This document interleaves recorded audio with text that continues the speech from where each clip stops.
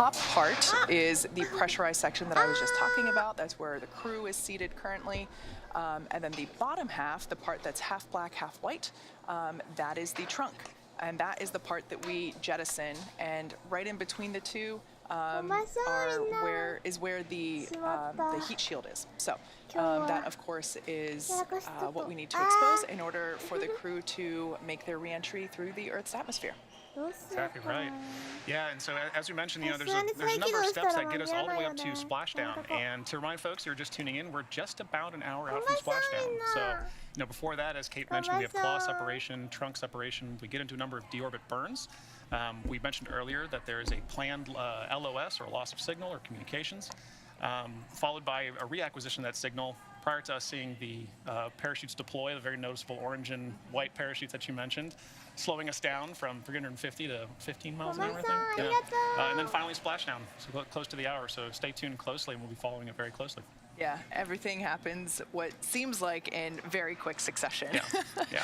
But at this point in time, the crew has put their suits back on. They are in their seats, strapped in using their, what are basically seatbelts, but they're actually 5-point safety harnesses. And we are anticipating that claw separation to occur around 9:11 a.m., which is now. So there you can, on the left side of your screen is a live view of Mission Control Center here in Hawthorne, SpaceX headquarters, which is located just behind us. So there are mission controllers are on console communicating with Dragon as we anticipate the claw separation and trunk separation. And there on your screen right now, that looks like Sarah Gillis, our SpaceX core or crew operations and resources engineer.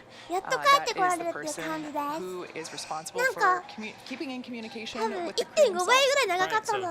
It's important during operations like these, too, to have kind of a single voice talking with crew. We hear the term Capcom quite a bit for SpaceX's core. But having that one single voice to communicate between all of the ground operations going on and crew, is really essential for crew to just be able to hear a single known voice and, proceed with their operations on the vehicle. Yeah, absolutely. So as we've mentioned before, the crew is in their seats. They have donned or put on their spacesuits once again. And actually, there's our first live view of the Axiom-1 crew inside our Dragon capsule. They have undocked from the International Space Station. That occurred at 9:10 p.m. Eastern yesterday, April 25th. And very excited to see them. They've, as you mentioned before, they've been in space a little longer than anticipated. Probably to no one's dislike. Right. But they are coming home today, thanks to the weather finally cooperating. Exactly. That's one of many variables, right? It was the same thing that we talked during launch, for those of you who were with us during launch. And Kate mentioned earlier, everything is very choreographed for all these operations, whether it's launch, on orbit, the time on orbit, or coming back home. Everything's very choreographed and pre-analyzed, and we have to fit within those certain parameters in order to successfully undock and come home. And you can't see it there, but I don't know if you noticed, Kate, when we got that first live view of the capsule, there's an Axiom-1 logo, or an Axiom-1 patch. The sticker. The sticker was on the vehicle, so that's a good point of pride. We have a third one in there now. Oh, for sure. Now, for those of you who might not be familiar, the Dragon capsule that the Axiom-1 crew is flying in today has been to space twice before, actually. It previously supported the NASA SpaceX Demo 2 mission, which was the first time that NASA astronauts departed to space from American soil since the retirement of the space shuttle in 2011. That was we did that Demo 2 mission in 2020. Seems like just yesterday. Yeah. And that's, of course, when we flew NASA astronauts Bob Behnken and Doug Hurley to the International Space Station. And that capsule also supported the Crew 2 mission. So those are the other two stickers that we saw there inside the capsule. The Demo 2 sticker, the Crew 2 sticker. Oh, there it is right there, just on the right-hand side. And now the Axiom-1 sticker. Exactly. No, it was really cool seeing on launch. We saw the Demo 2 and the Crew sticker. And so I really love just being able to see the AX1 sticker on the way back now. It's marked. It's a permanent piece of history. I love that.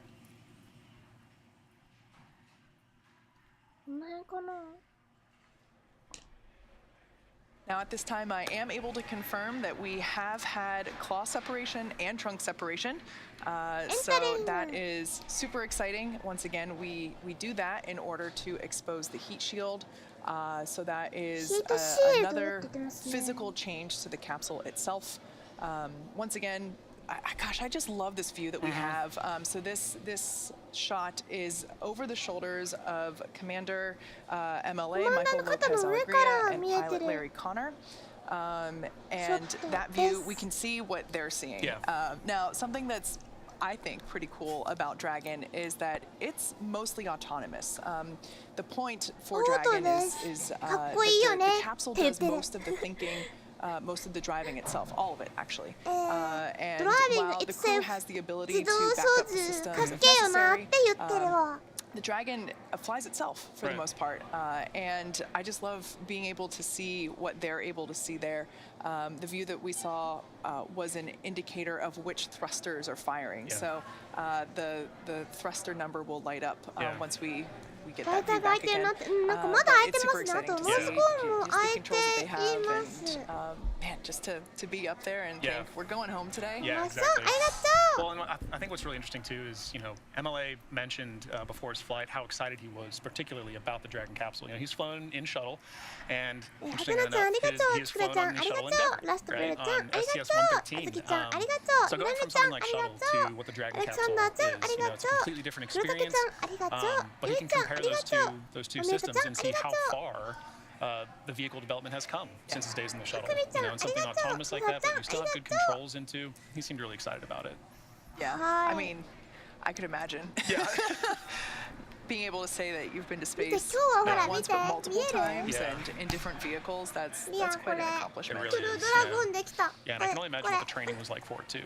The last time you'd train for something like the actual cockpit you'd be in, it was a shuttle, completely different. I've gotten to go inside shuttle cockpit trainers, and it is intimidating. Not being a pilot myself, but loving systems and being able to geek out on the switches, that was overwhelming, But then we got a chance to go sit and see the Dragon training capsule after launch, and I was astounded at the simplicity of it. But it, like you said, crew has the ability to interact with the system when they need to, and that's the important thing. Yeah.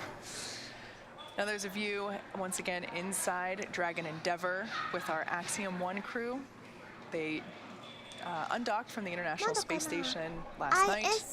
They are now preparing for a re-entry through the Earth's atmosphere. We're targeting a splashdown outside Jacksonville is our primary launch site today. And for those, all right, so I have confirmation that deorbit burn has begun. And you can actually see on the screen there on the right-hand side, so that would be in front of pilot Larry Connor's view. On the right-hand side, you can see which Draco thrusters are firing. So this deorbit burn lasts about 10 minutes, and within the last 10 minutes, Dragon jettisoned its trunk and initiated the deorbit burn just a couple minutes ago. Like I said, this burn lasts about 10 minutes. And this is the last time that we'll use those 4 forward Draco thrusters. So those are the Draco thrusters that are on top of the capsule. Dragon has not yet entered the Earth's atmosphere. This deorbit burn is what will line the vehicle up and put it on its final trajectory for the landing site, which, like I mentioned, is outside Jacksonville, Florida, in the Atlantic Ocean. Right now, our crew are using their screens to keep tabs on that burn duration, Draco thruster firings, like as we saw, we saw those flashes of which Dracos were firing, and trajectory details like entry angle, capsule perigee, and how much distance remaining until the deorbit burn finishes. So important information to have.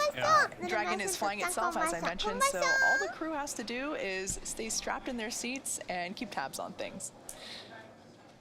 Now, once it's time for our crew to splash down back on planet Earth, they'll be heading to one of 7 targeted sites supported by SpaceX.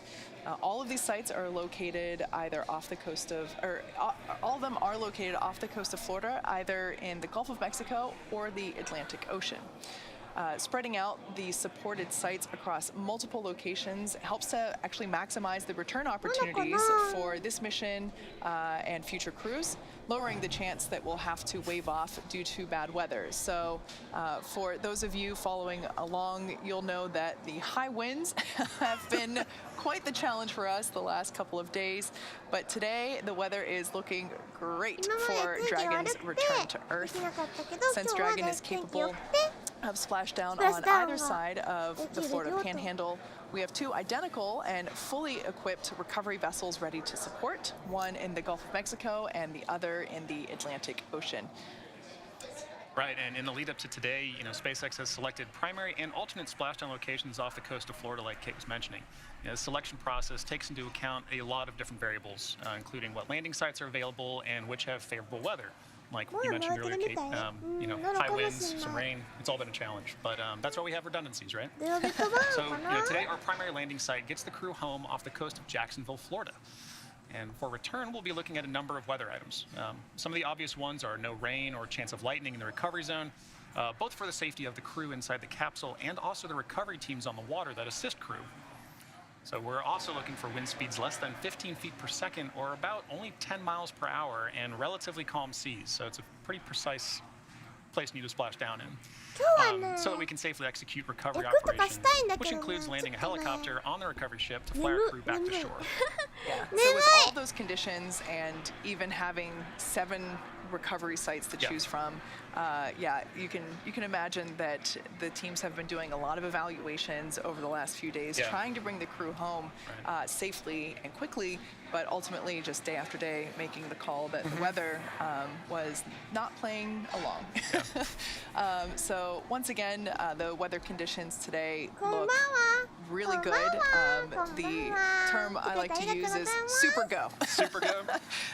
For these operations, SpaceX closely coordinates with the United States Coast Guard to establish a safety zone to ensure public safety and for the safety of those involved in the recovery operations, as well as the crew on board returning with the spacecraft.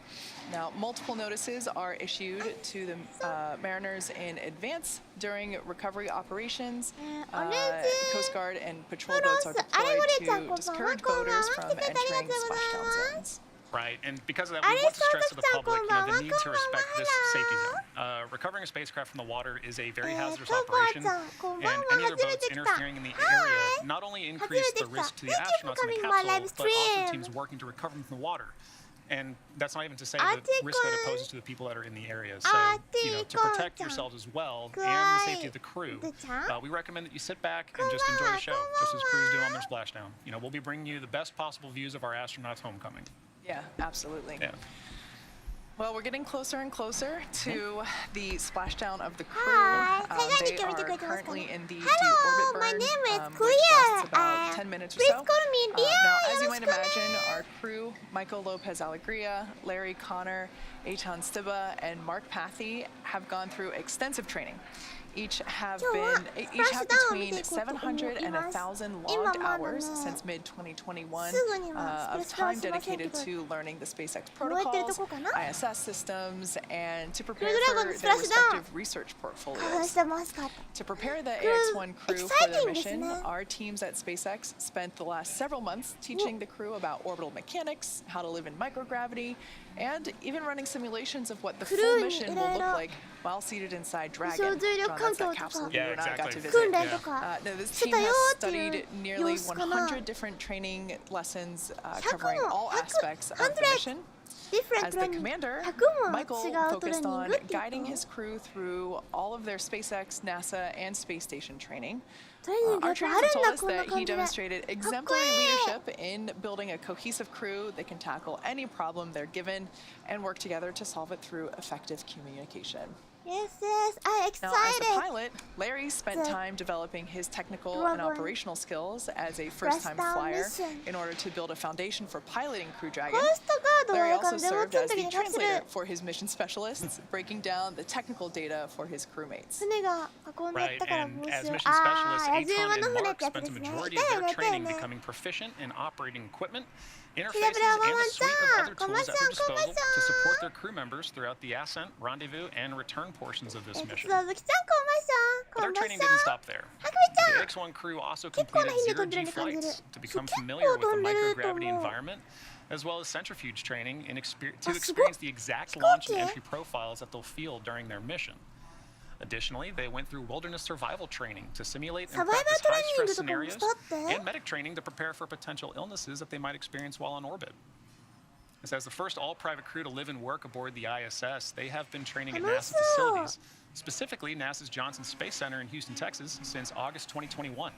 Each crew member has completed training in health, safety, space station systems, and emergency protocols ISS to も ensure したい that な they 感 can じな each の work かな。 autonomously without interrupting the workflow of other astronauts on board the ISS. And naturally, each crew member has their own portfolio of research that they will conduct or participate in. So many of these studies have required the crew to train on the techniques and best practices of their respective principal investigators or PIs. So, bottom line, this crew is setting the standard in their approach to training. We talked about this on launch day. They didn't take any of this lightly. They wanted to be a part of the mission and train accordingly. So they have succeeded the requirements of this mission, and have certainly surpassed our expectations. This mission represents more than the first fully private flight to the ISS. X1 is establishing many new protocols and means of collaboration between government and private institutions. So as I said, this crew really wanted to actively give back to the ISS and truly be a part of the team. But to do that, you have to go all in 100%, which they did. And by immersing themselves in their training, they really set that bar high for future space flights and partnership efforts. Yeah, it's really impressive to see just everything that they've gone through to get to this point, and it paid off, right? Because they ended up being in space almost twice as long as intended. Exactly right. So they had to 面白そうだけど so. 読んだことないな。 All right. Well, 17 days ago, on April 8th, the AX-1 mission launched from Launch Complex 39A at Kennedy Space Center aboard a Falcon 9 rocket. ファルコ Over ン the next 9ね。 21 hours, the Dragon Endeavour would carry this crew to the International Space Station, at which time they would become the first ever all-private crew to be welcomed aboard the ファルコン 9 で ISS. 打ち上がったよってこと言ってましたね。 Now, of that 今、 four-person complement, this journey to space was a first for 14 Larry 日 Connor, 前とかだっ the た first private pilot to reach the ISS, Mark Pathy, the second private Canadian astronaut and 12th Canadian to go to space, and Aton Stiba, この the first Axiom-1 と Israeli い to う live のは and work aboard the 初 ISS. めての There ね you 民 can see the 間 crew 人だ that け was で ISS welcomed に行っ aboard. て帰ってくると Larry いう there in the 初めてのミ cupola ッションになりま doing す。 some Earth observations, まあもう結構なんか and Mark ロ and ケット Aton, 慣れした方 again, が as 乗 mission ってらっしゃる specialists. そうではあるんですけどね。 Now, で so も the key mission objectives for 民間 X1 だ have け always だ been と本当に scientific 初めて research なん and だって。 outreach primarily, performing meaningful science while still taking the time to communicate out the 卵 impact みたい。 and application of that research. So space-to-ground events with various institutions allowed a wider audience of students to hear firsthand how on-orbit science directly impacts us back on Earth. Including that, Earth observation activities from the ISS cupola not only provided opportunities to study planetary biology and weather systems, サバイバルシ but リ also ー allowed ズ韓国 crew の time to 漫画 reflect シ on リ who ー we ズ。 are and where we ultimately come from. さっき出た But with 10 days いろん scheduled なシ aboard リ the ーズがある。 ISS, not a lot of 面 time, 白そ the う。 crew wanted to bring as many people along for the 動 ride 物 as 漫画終わった possible. ってありがとうござい Inviting people ます。 aboard to see how they lived and operated, how food もう is 燃え終わ prepared ったん and だね、グラ managed. ビ You ット can 版。 see お there, 疲れ様。 looking at some of the meals. Calling to order international scientific committees. Engaging with children at charter schools and science museums, all this outreach regarding STEAM education, fielding their questions about life on orbit, what it is to live aboard the ISS and live in low Earth orbit. And occasionally, in Aton's case, even あと何 speaking 分ぐらい with かかるんだ national ったっ leaders. けこれ。キューポラからの Mark 地 was 球の also 景 able 色 to が大 speak 好き with です。 First Nation 綺麗 students だよね。 about the こうなんか purification こう process of drinking water in space. 全面がこう地球 So になれる ultimately, みた every いな感 moment じで was 素 an 敵な opportunity 窓 to だよ educate ね。 communities around the globe on what we can learn in low Earth orbit, how our individual cultures add to that experience, and ultimately why we choose to go to space. But outreach was only a small fraction of their effort. A lot of their time on orbit was dominated by technology demonstrations and research opportunities. いろん Activities such as な、い conducting ろん the な first 実験 two-way をしてきたって感 holoportation じかな。 that you can 何これ see 何これ Mark 何これ here 何 doing. これ何これ何これ。 That really highlighted これ how 何 interactive Konami? augmented reality, What? has benefits in Earth-based telemedicine as well as long-duration exploration. Aton got to work on fluidic optical lens development and microgravity. This one was particularly cool to me. I found this really interesting. But the goal there was to show how manufacturing in space can improve optics production for deep space astronomy. Aton also got to perform a neuro wellness study that assessed cognitive performance and brain activity. And while Mark got to utilize biomonitor studies to investigate new analysis techniques to detect negative effects on key organ functions. But above all else, the crew of AX-1 wanted to ensure that this mission always tied back to the people on Earth. That somehow, in addition to the significant amount of research performed, the mission ultimately remained grounded in its ability to connect the dots between home and low Earth orbit. Not only appealing to both who we are, but also where we are heading. Ultimately, AX-1 was a mission that highlighted why we go. So during launch, we highlighted the significant number of research objectives that this crew had. You can see that we touched on only a small fraction of the mission's on-orbit accomplishments. That is only a part of this mission's story. So to see more of what crew accomplished in their time on orbit, please visit axiomspace.com/ax1-research, which you can see in the bottom of your screen. SpaceX.com 行ってくださいって書いてるのかな。 At this point in time, I am able to confirm that deorbit burn has concluded, and it was good. Good. So we are committed to bringing the Axiom-1 crew home today. As we mentioned before, we are targeting a splashdown off the coast of Florida near Jacksonville, over on the Atlantic side. Now, in the background, Dragon is currently inhibiting those forward bulkhead Draco thrusters that we just used to complete that deorbit burn, ensuring that it's safe to latch the nose cone and shut for re-entry. Also, the vehicle has initiated the nitrox suit purge. Nitrox being the nitrogen-oxygen mixture, same as you use in your scuba tank. This will help keep the crew cool and comfortable during re-entry, which is coming up in just a few minutes. At this point, the nose cone is closing and nearly closed and is protecting that forward hatch during re-entry. The crew are using their screens to monitor the locking of the nose cone, which is done by a set of hooks. So there's that awesome microgravity indicator.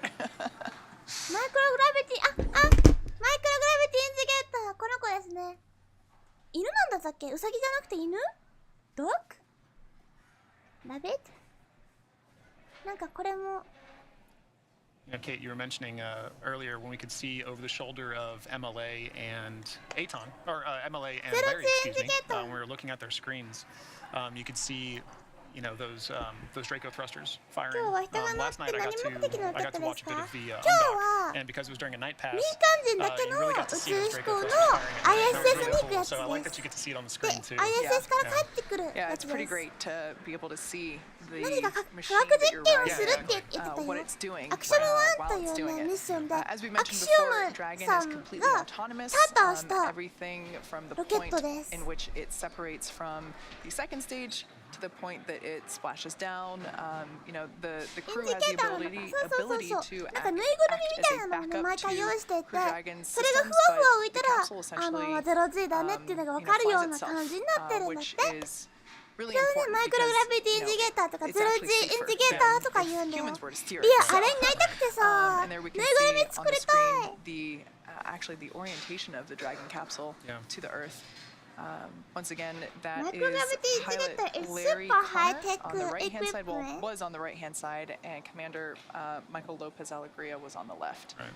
So in this view here, on the far left, we have Mission Specialist Mark Patton, then to his right, Larry Connor, then MLA, and then on the far right, at the other window seat, is Aton Stella.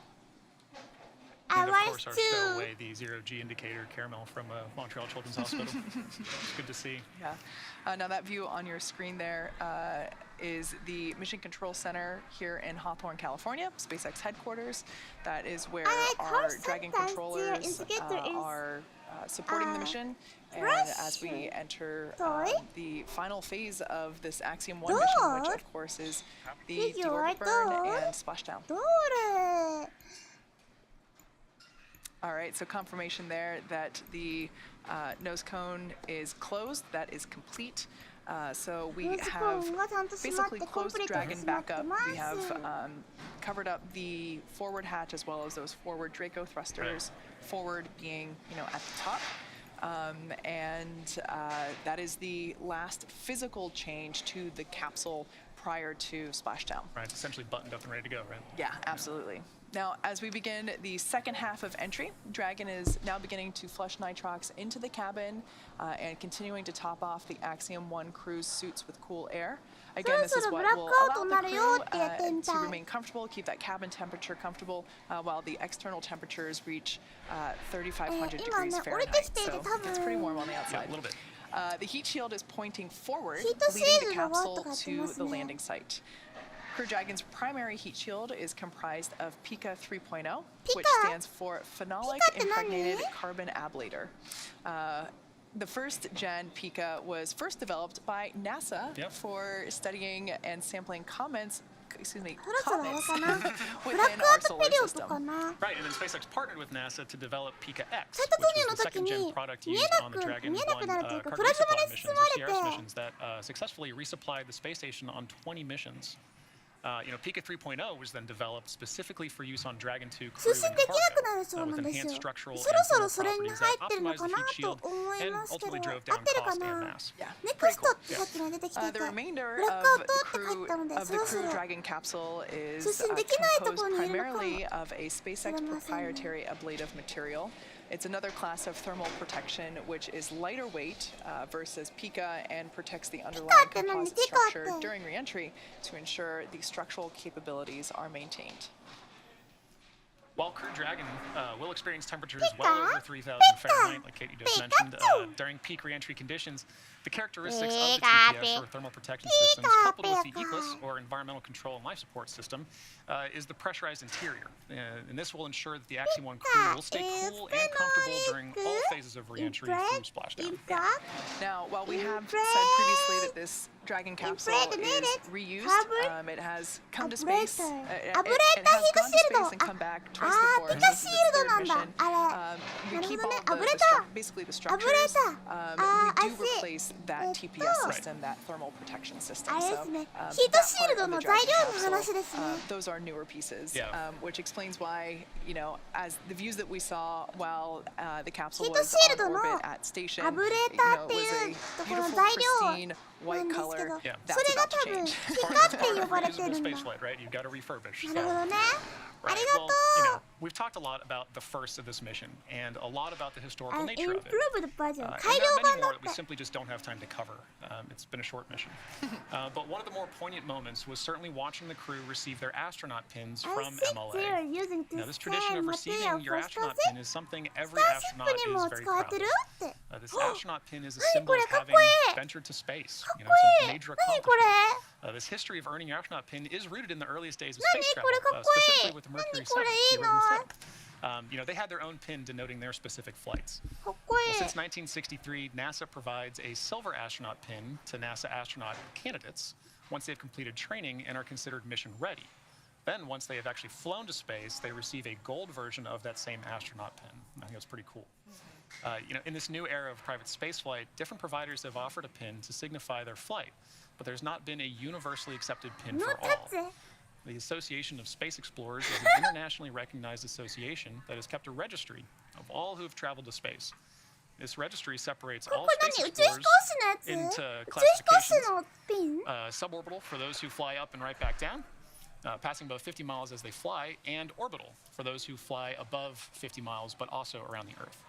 So this ASE created a pin and have been providing them to all who have flown to space. The very first one was provided to the family of Yuri Gagarin, the first person to ever fly to space. So the insignia consists of ascending and descending chevrons crowned with a 5-point star representing the journey to space and the return to Earth. A circlet encompassing the chevron is added to the astronaut insignia, awarded for flight into Earth orbit and beyond. The circlet is not present on the suborbital insignia. On this mission, Larry Connor, Eitan Stila, and Mark Pathy were added to the list of orbital astronauts. And MLA presented them with their ASE orbital pins during the welcome aboard ceremony on the International Space Station. This marked the first time astronauts were presented their ASE orbital pin while on their mission. So at Axiom, we look forward to seeing many more individuals from around the world all earn their own astronaut pin. And if you watch the launch webcast of AX1, you know that one of the goals of Axiom Space is to find new ways to promote and foster the creation of space-themed art.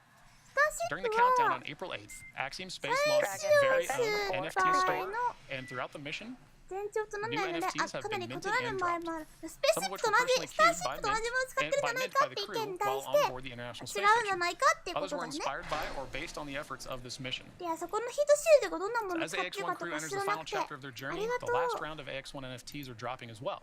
This includes the one-of-a-kind digital sculpture Spacewalker, created by artist Michael Kagan and turned into augmented reality by Anima. So be sure to check it out before the auctions close at 何これ？ nft.axiomspace.com. 何これ？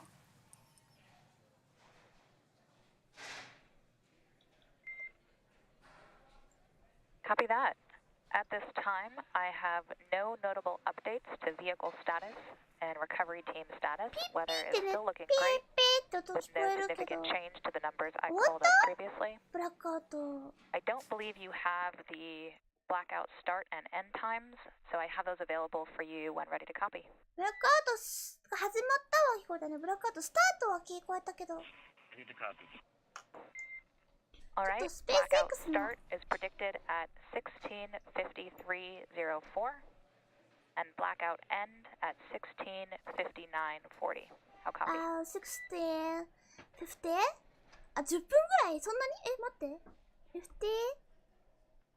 50? I copy start 165304 and end 165940. ないな。Good copy. コピーコピーオッケーオッケー。今ね、ブラックアウトっていうのやつがあって、降りてくる間に And 通 that 信 is できな all くな I っちゃうん have です for け you ど、 guys. それの通 Let 信 me で know き once な you い guys have 範囲 Virus の down, 話 strength をして tight, たっ and ぽい。 tablets secured. Later in the timeline. We will do so. Thanks, sir.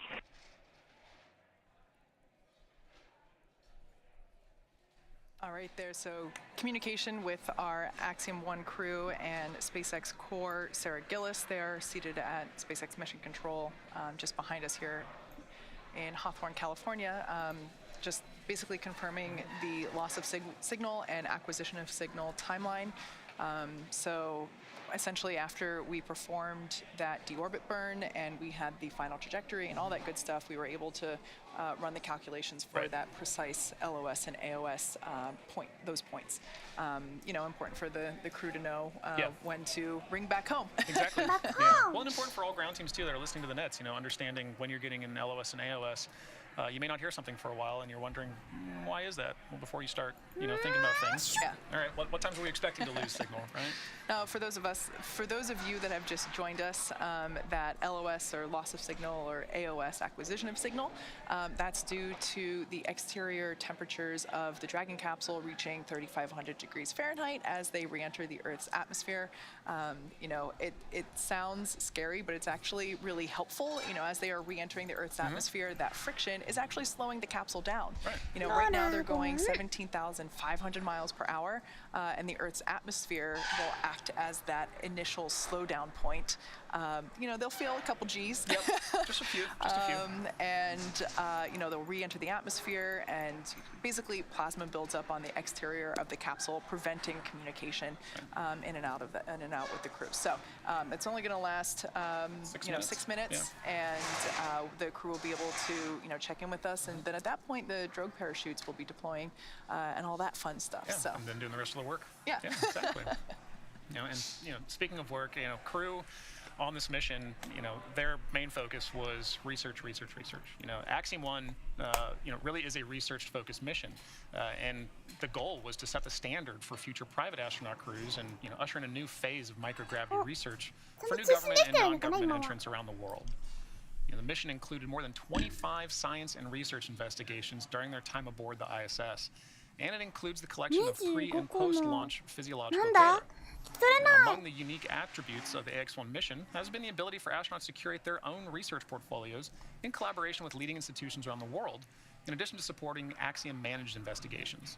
So while some of these visuals from the mission are still coming down and being made available, we want to highlight just some of the accomplishments of this crew. ハイライ Mark Pathy took part in scientific research projects in partnership with 6 Canadian universities and their investigators, as well as proof of concepts with 2 tech startups, including the world's first in-space demonstration of two-way holoportation.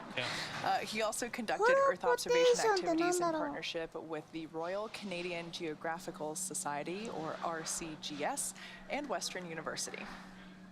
Larry Connor's research projects were the result of long-time partnerships with the Mayo Clinic and the Cleveland Clinic. The Ohio native has helped fund groundbreaking research at both institutions for much of the last decade. Connor's experiments on behalf of the Mayo Clinic sought to provide data on space travel's impact on senescent cells and heart health. So while on station, Connor was responsible for maintaining the senescent cells that have stopped dividing. So Connor's ground research with Cleveland Clinic consists of pre- and post-mission high-resolution MRIs to study the effects of the spaceflight environment on spinal and brain tissue. Eitan Stiba carried out research activities on behalf of several Israeli innovators, the Ramon Foundation, the Israel Space Agency, and the Israeli Ministry of Innovation, Science, and Technology. During his mission, named Rakia, he facilitated scientific experiments and conducted educational and artistic activities to connect the younger generation in Israel and around the globe with the values of peace, innovation, and social responsibility.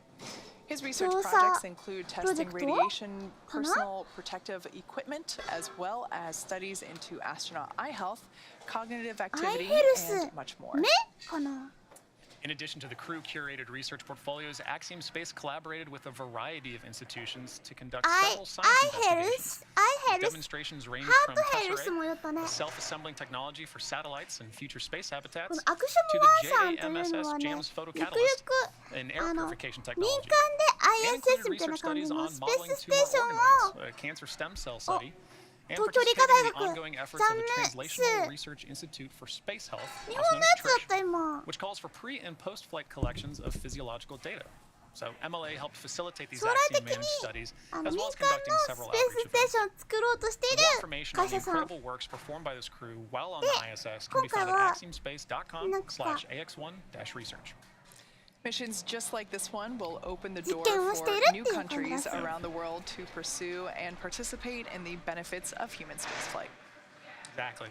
And to that end, at Axiom, we are hard at work building the next destination in low Earth orbit. Axiom Station is being designed as a true continuation and evolution of the International Space Station. So much gained over the last 20-plus years. Axiom's goal is to build upon the successes and lessons learned over that time, while bridging the gap between the ISS and commercial spaceflight. プロの飛行士っていうのもよくわかんないけど、民間人ですね。なので、プロの飛行士じゃないと言ってもいいのかな。でもなんか今までに何回か宇宙に行ったことがある人っていうのを載ってるみたいだよ。アマチュアっていうのもちょっと違うと思うけど、民間か、まあお仕事の民間かって感じだったら民間の人です。全員民間の人。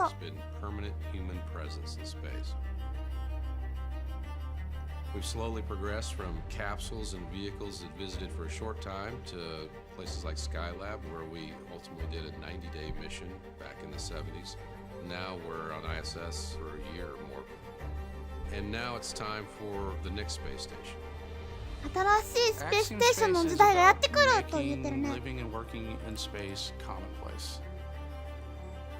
宇宙で働き生きる時代を作っていく。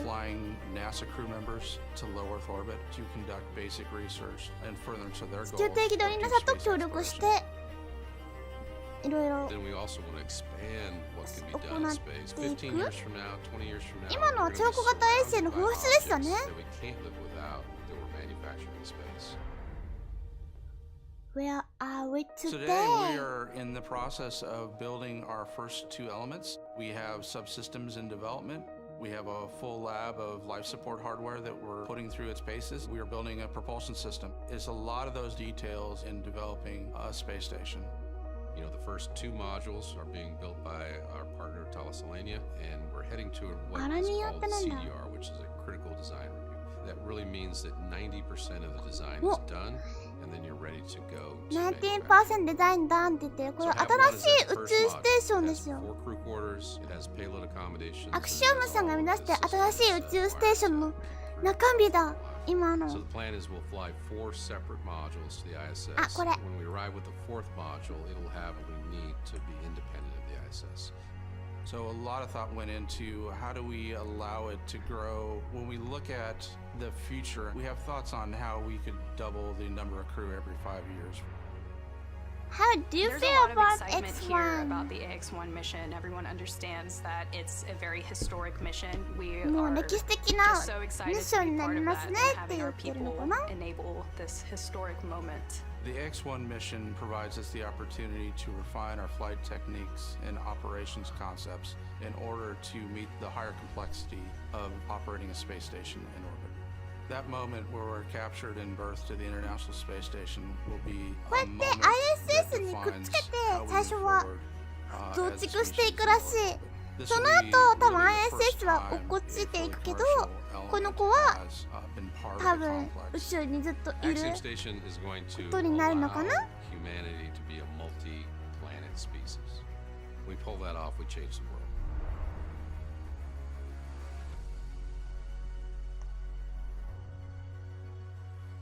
かわいい。ありがとう。ちょっと So 動 at きを this ね point 真 in 似てみた time, the crew, they are in Dragon Endeavor. They are in their seats. Their suits are on. Their visors are down.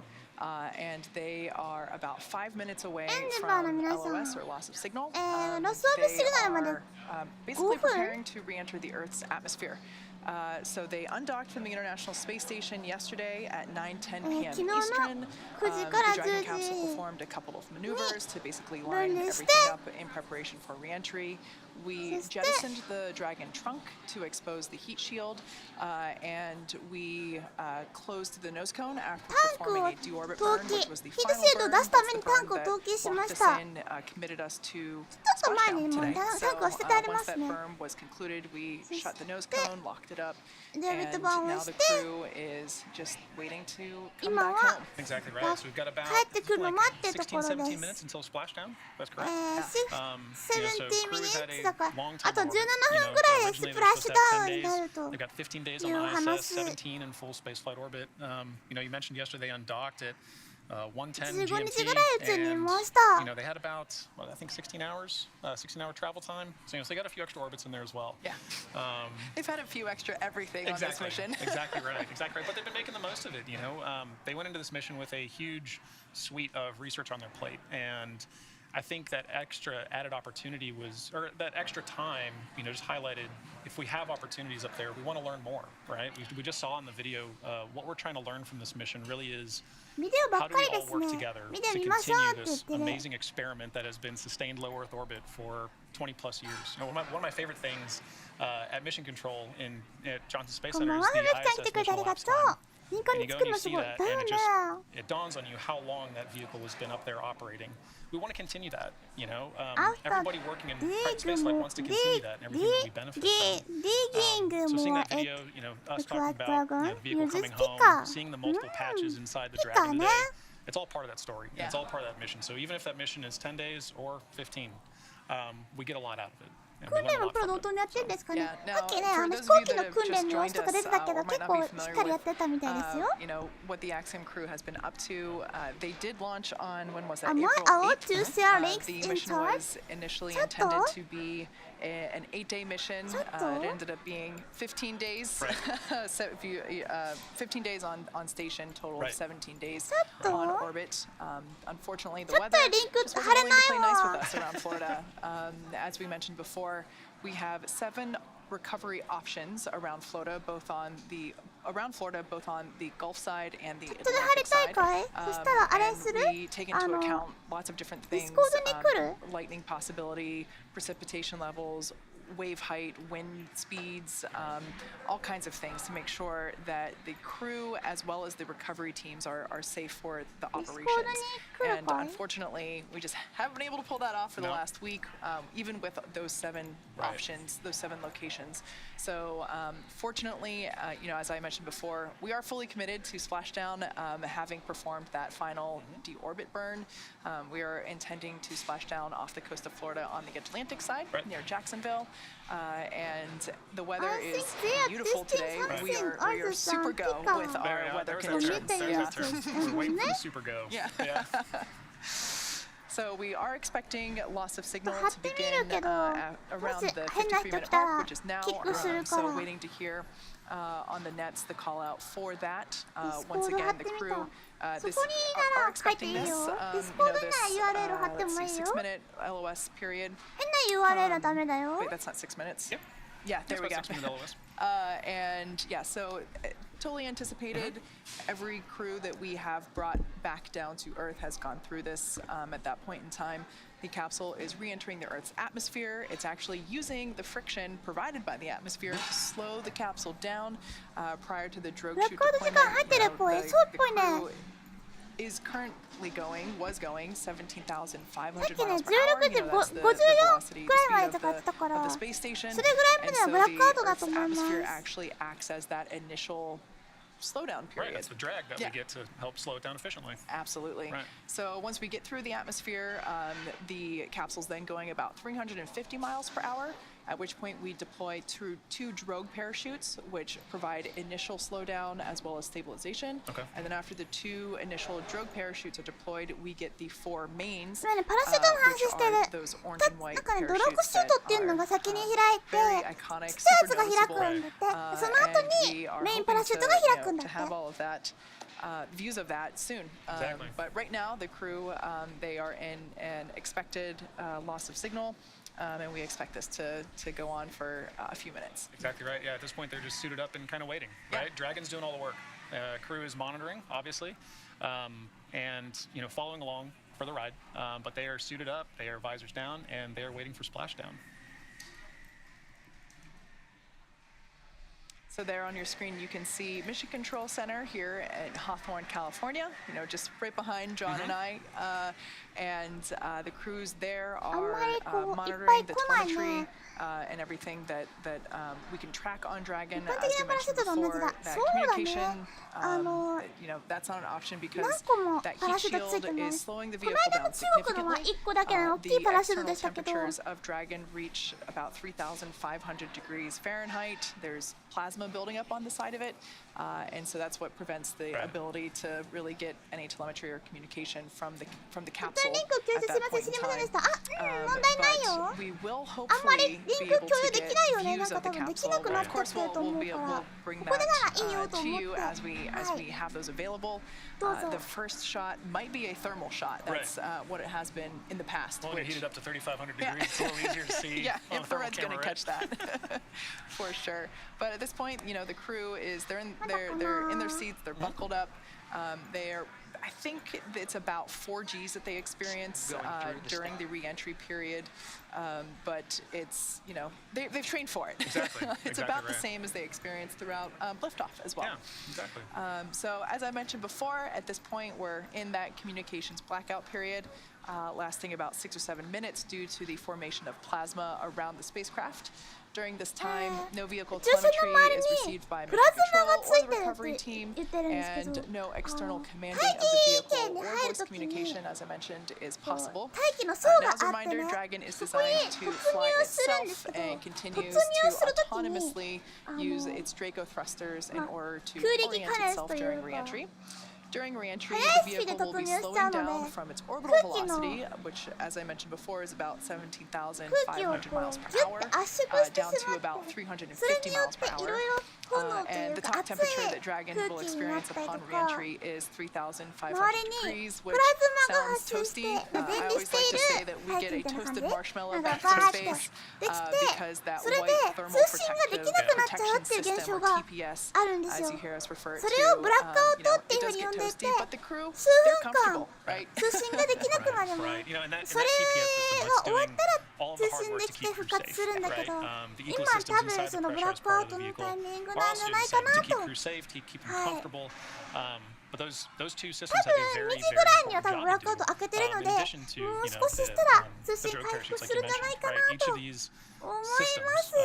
as part も of う the ちょっと overall ですね。 Dragon capsule has a 頑張れ。 very ブラッ specific クアウ and トが終わったら choreographed 結構ね、もう aspect 地 to 球 safely allow 表 crew 面 to に近くなってい And る then の once で、 they splash down, you 現 know, their 地という ground か teams, そういう you と know, こから ground の teams are really 映像とか carrying もしかしたら見られるか ensuring も。 that the vehicle is safe. There's our first view of お、 Dragon 来た来た来た。 Endeavour re-entering the 来たじゃない？ Earth's atmosphere with the Axiom-1 来た crew. 来た来た来た来た。 Heat shield doing all that work to keep that ablative heat, or to keep the heat ablated from the vehicle as it's re-entering at those speeds. カプセルの様子かな？ So this is a shot from our infrared tracking 見え camera. たんじゃないですかこれ。 Once again, the crew, they're slowing down from their orbital velocity of 17,500 miles per hour. That heat shield is utilizing the Earth's atmosphere to help slow the vehicle down. Once again, we are in an expected 流れ星みたい loss な of 感じで signal ね、 or 見える LOS と思 period. います。 Essentially, we're not able to receive any communication from the crew at this point in time, but as I said before, expected. The crew knows that. The teams on the ground here know that. Right, and that was one of the critical roles earlier of beginning acquisition. 来た来た来た来た来た。 Dragon SpaceX com check. Loud and clear, Sarah. Cruise to its fine. 流れ星だ。おめでとうお願い Copy しよう。 that. Great to hear from you. これからもみんなと一緒にロケット見れますように。 All right, there we heard the voice of Commander MLA Michael Lopez Alegria. おーすごい。 They're す just ごい上通ってる confirming よ。 that the わ crew, they're doing good. Right on schedule, too. Yeah. As we mentioned before, the external temperature カプ of セ the ル帰って capsule きた。流れ is 星だよ。 about すごい。 3,500 degrees as it めっちゃ雲の中通ってる。 makes its way through the Earth's atmosphere, but the crew, they're comfortable inside. Dragon, you can expect automated これ parachute クルードラ deploy ゴン。 on at カプセ standard ル。 altitude. これから着水します。うおー、今大気圏を抜けて Copy that, sir. 地球表面に落ちてきてるとこです。も All う right, 頑 so 張 just れ a heads up there to the crew, 頑張 they れ can expect to feel those initial drogue parachutes deploy. Right. As I was saying before, the crew's comfortable. You know, while the exterior of the capsule is warming up, めっちゃ we なんか are purging 光ってる。 the internal cabin 多分 and 赤 their 外線カメラとかなんで suits しょう with かね nitrox こ or れ。 nitrogen oxygen mixture to keep them comfortable and cool. Yeah, exactly. So, you know, as we're waiting for confirmation that Dragon chutes have deployed, you know, just prior to the deployment of the initial drogue chutes, Dragon will automatically safe the propulsion system. Dragon then deploys its drogue parachutes to stabilize and decelerate the vehicle, like you mentioned earlier, Kate. Now, just before the deployment of those drogue parachutes, seats automatically rotate 26 degrees to keep the crew within acceptable or G limits for entry and landing. Without the drogue chutes, we would have to make the mains 3 times stronger and heavier. And of course, everything about spaceflight is about weight. Right. So if you Dragon SpaceX, brace for drogue window. 頑張れ Racing. 頑張れ光の玉みたいになって so る。 just a couple moments here until those drogue parachutes are released. そ Shortly ろ after そろ the ドロ drogues ッ are グパラ released, シ we'll see ュ the ートが release 出る of の the で main はと言ってる parachutes, かな which help to further decelerate the vehicle 先に and ドローグシュートっ allow て the ちっち vehicle ゃい to ね proceed パラシュ safely ートが to 出 the てその splashdown 後にパラ zone シュートが出ます in the Atlantic Ocean. スプラッシュダウンゾーン Vehicle 着水場所 velocity が at ア drogue トランティッ deployment クオー is シャン about 350 大 miles per 大 hour. 西 And 洋 they deploy か at な about 18,000 feet. アトランティックオーシャン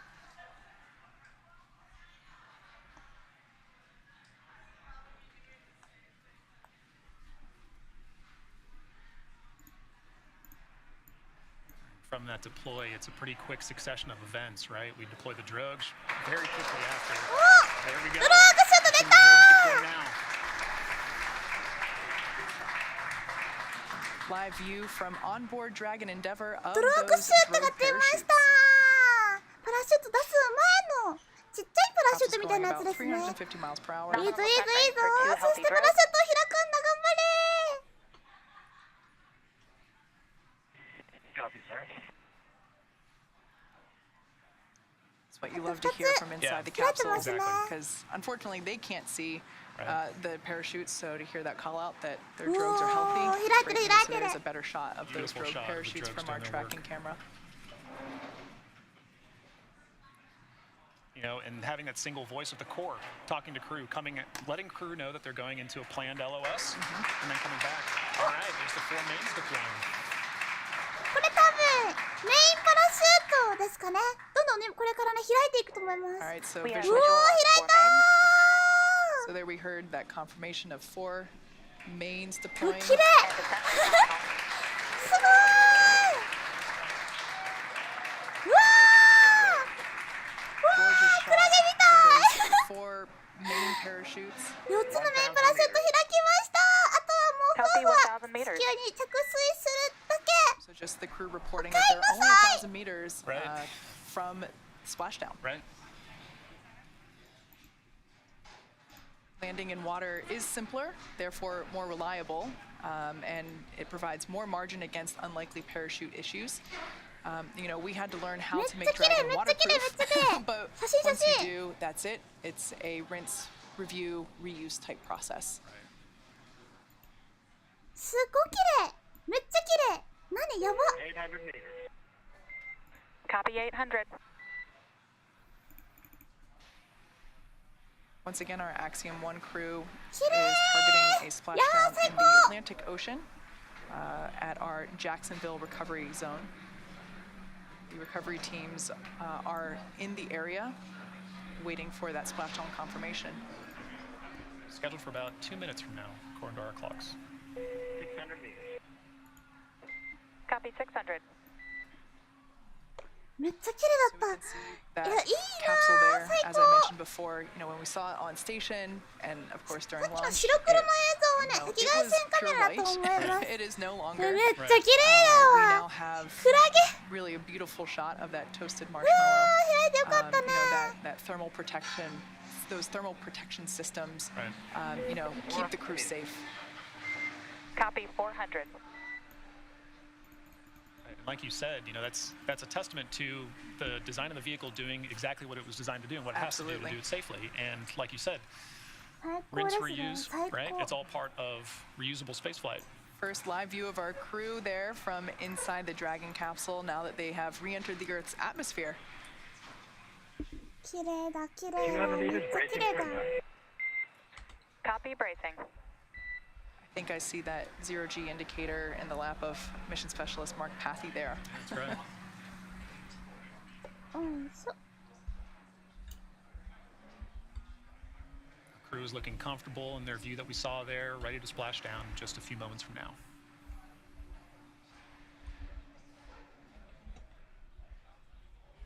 And right now, I think those parachutes slowed the vehicle down to about 15 miles per hour. Yep. 15マイルですわかんないや。おかえんなさーい。おかえんなさーい。着水おめでと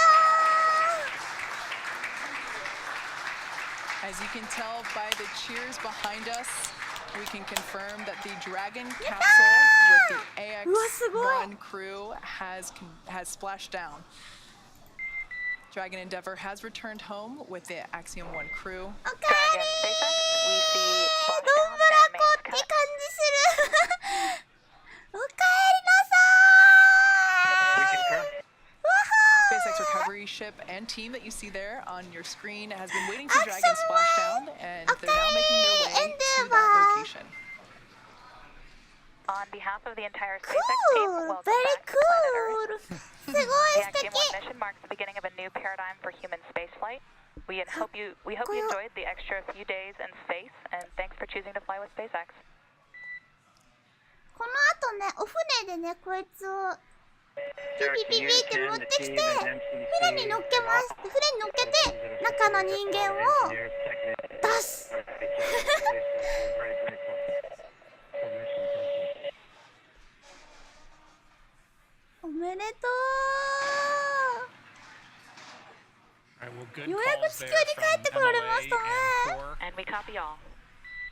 これが見たかった。本当このためにずっと待ってた。わーい。眠かったけど吹っ飛んだわ。 Now, teams have been ready and waiting for about 3 nautical miles away, so it's going to take them about 30 minutes to make their way to get the crew inside Dragon.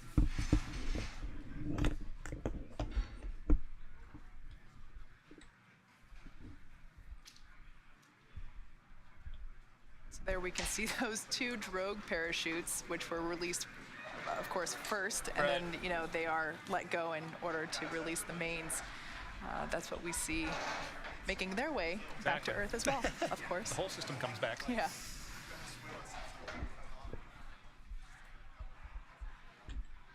Sarah, we're in section 3. We think we're in stable 2. We can't see very well out the windows.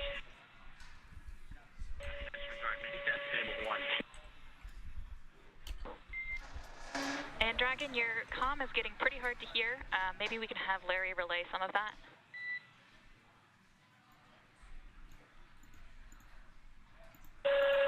Yes, Sarah, we're just confirming we've got fog freezing on the windows that we are in stable 1. Certainly feels like it appears to be. Copy that, Larry, and can confirm we'd see stable 1 as well.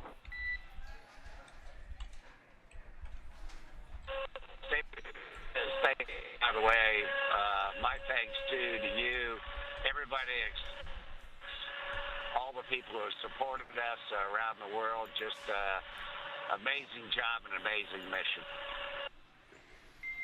Appreciate the words, Larry.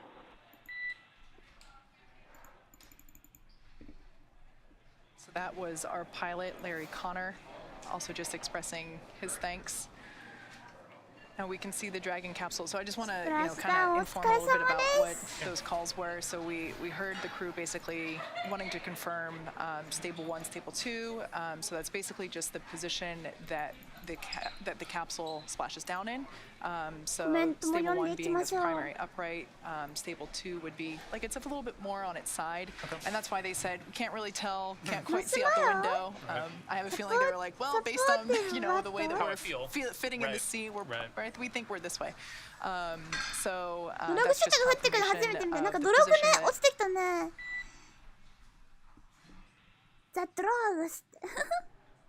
自力立てないんだっけっていう、これは自力立てないかどうかっていうのね、今回は短期間になるので、多分立てるんじゃないかな。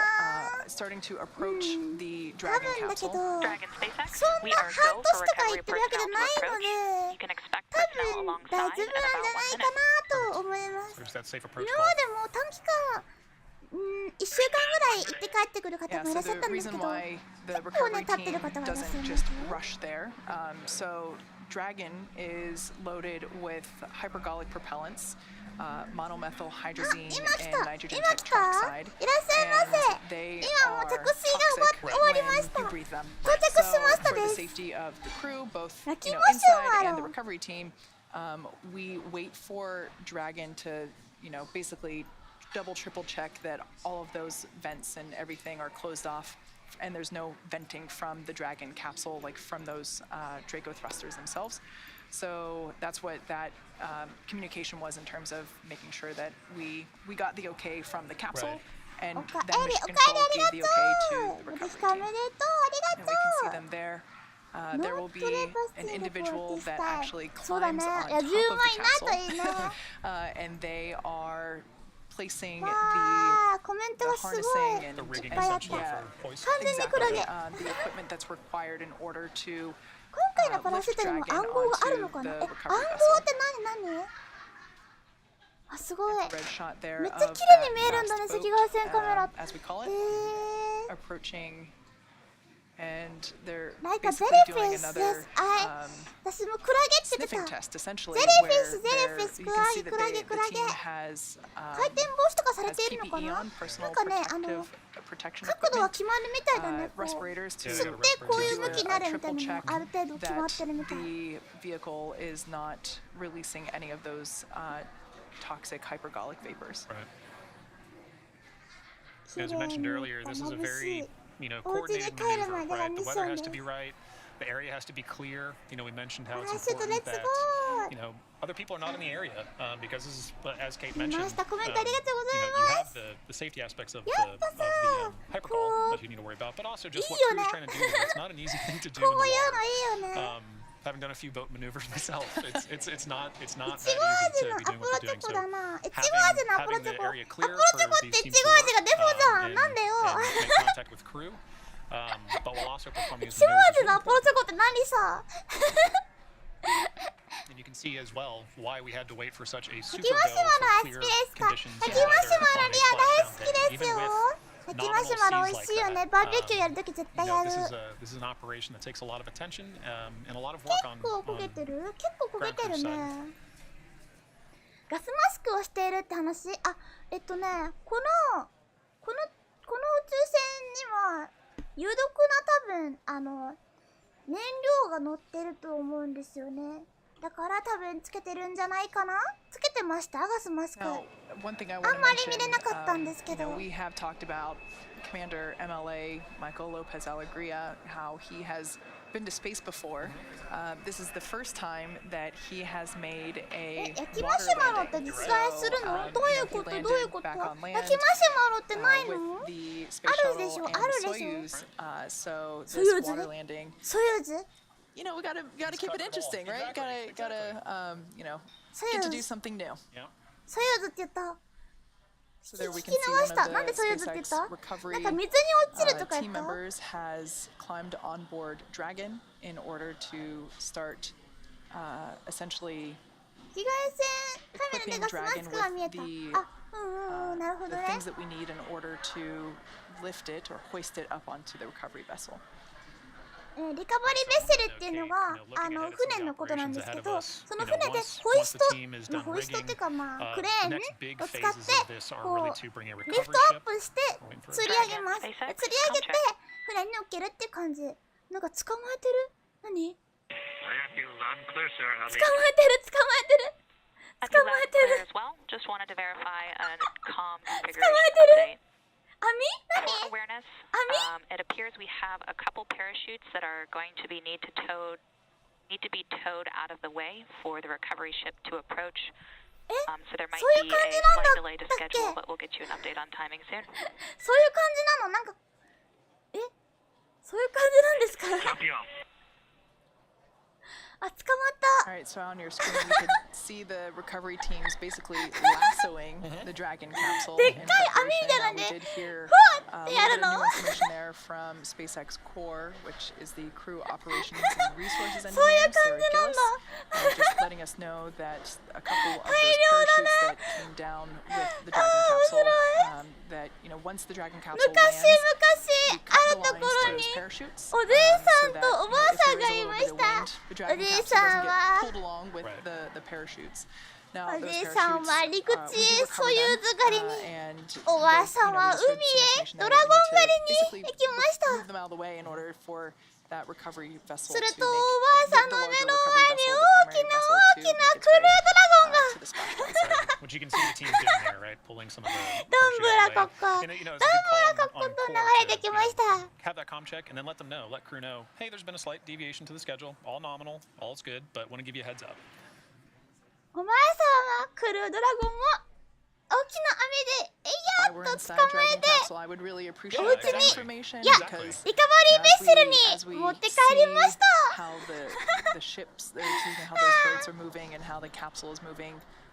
That movement is a little less dynamic right now, but a couple minutes ago, 今までよりちょっと海が荒れているかもしれんね。だいぶこう揺れてるもんね。with that rocking motion, so just for mental preparation and stabilization, knowing, all right, I might have 2 or 3 extra minutes to get through this. Kind of I acclimate can do myself this. a little bit. I can hold on, right? オールノーマル、オールノーマル、よかったね、ほんと。結構焦げてるね、でも。 Dragon SpaceX for internal video. 大量の蓋を用意するべき。大 If 量 y'all are 機。今 feeling up to 日 it, は request 大量じ permission to come ゃ on board via the display camera view only. Imagine telling you what kills you towards framing space. マシュマロ、大丈夫。マシュマロ。マシュマロに見える？リア、ひよこに見えるわ、ひよこ。東京メーカーひよこ。Soon we should be getting an internal view of crew inside the Dragon capsule. How do you get up as a space capsule ranger? どうやったらなれるんでしょうねって。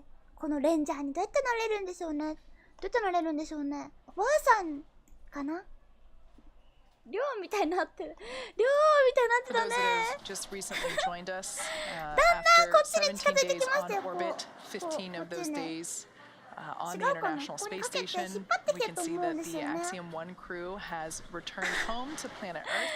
Just a few minutes ago, they made their splashdown in the Atlantic Ocean off the coast of Florida near Jacksonville.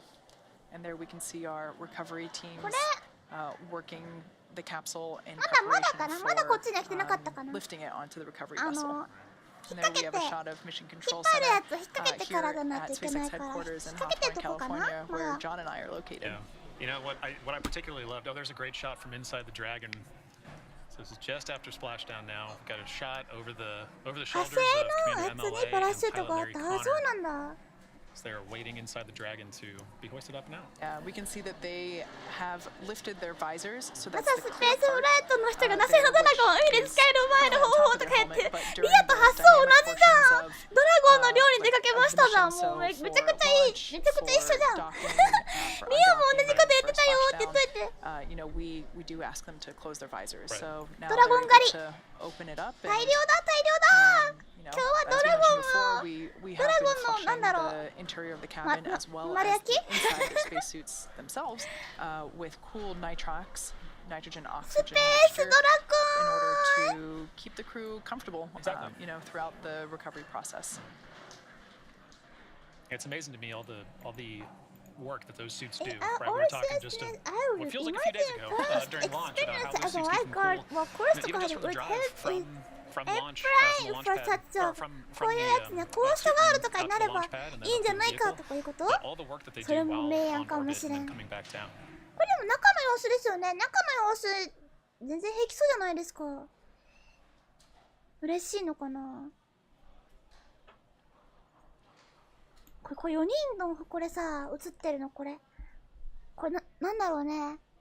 ライフサポートかな、なんかこう人間が Kate, when you 座ってる様子が出て showed る。 the shot, or when we saw こ the れは shot of mission 今の control 向きとかですかね。 during Splashdown, for those who weren't able to, join us while we were splashing down, I loved hearing the cheers from everybody here. You know, it was something I expected ふ on わ launch ふわ day. とさん、 But 派遣 it's です。金 moving 列から to 来 hear ま it した on Thank Splashdown too. you You あ know, り it がとうご shows ざい how ま many す people Thank are you for invested coming in my the live entirety of the stream mission, not just launching, Rocket not just on orbit operations, but coming back to a mission Bachelor is start to YouTuber finish. Absolutely. And that was really, really comforting to hear. Early Monday morning here, there's still people standing Vtuber outside of Mission Control Thank you here. 来てくれてありがと I う love it. We Please witness call it. me Yeah. Lia ありがとう Live ね view there inside Dragon Endeavour with the AX-1 crew.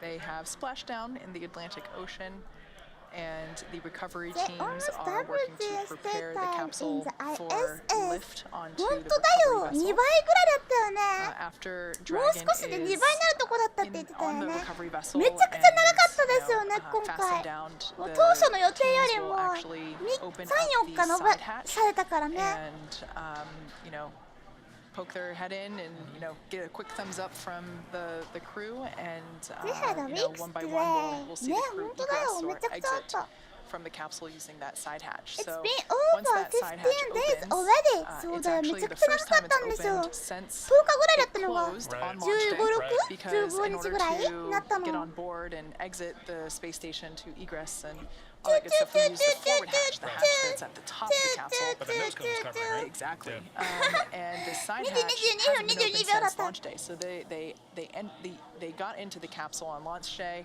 That side hatch was closed, and so when that side hatch opens today, it's their first breath of fresh air Yeah. since taking off.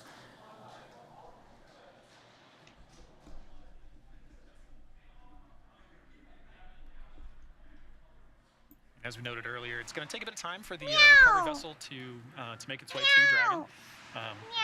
We got a call from Core saying that we had to get some parachutes out of the way so the ship can make a safe approach. But at this point, the rigging teams are working to make sure that Dragon is ready to be hoisted on that vessel as soon as it Please gets there. speaker help me Absolutely. love rocket and As space we've mentioned before, you heard us say it already today, you heard us say it a ton speaker on too launch day. Everything is carefully choreographed when it comes to space flight.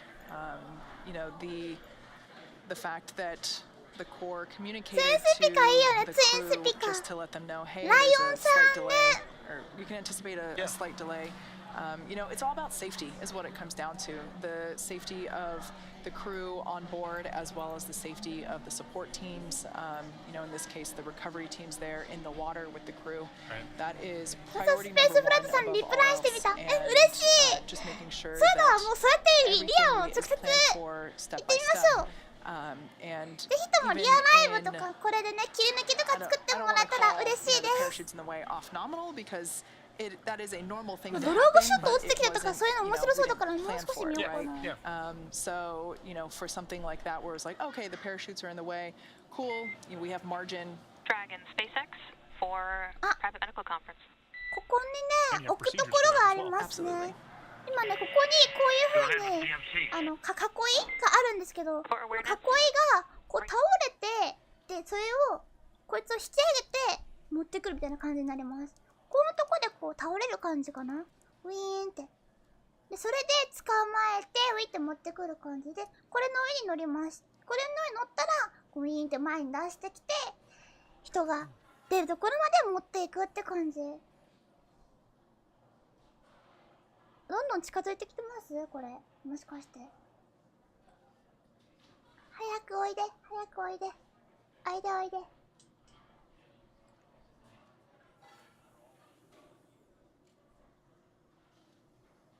All right, so we're hearing that we're about 7 minutes out until we get to lift Dragon Endeavour onto the recovery vessel that you see there on リ your カバリーベッ screen. セルに乗る前多分7分ぐらいだって。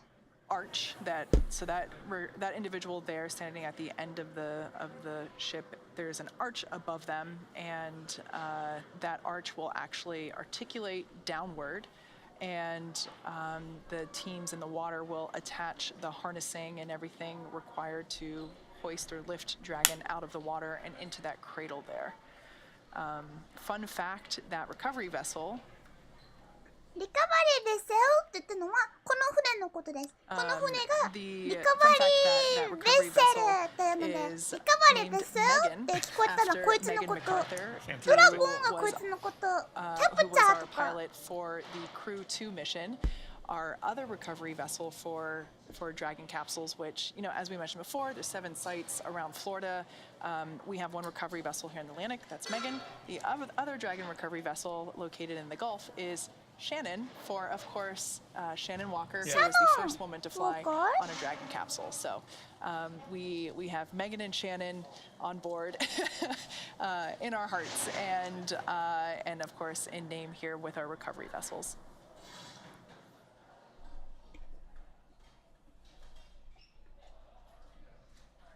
There we can see Megan making a slower approach now, coming up to だん Dragon だん近づい Endeavour. てきましたね。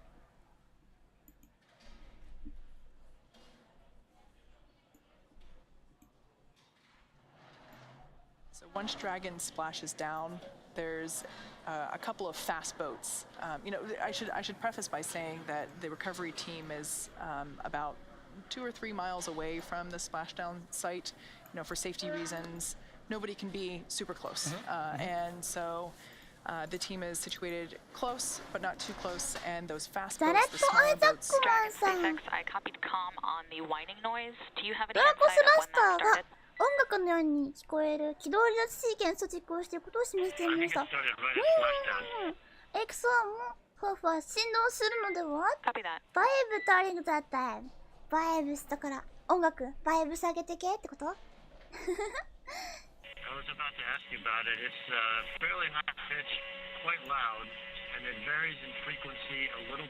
It's hard to tell if it's 曲みたいに聞こえたってことかな。デイビッド・バーンの ventilation of some kind, or maybe こ some の kind of リズムが vascular event. It's hard to tell. お、ぽーい。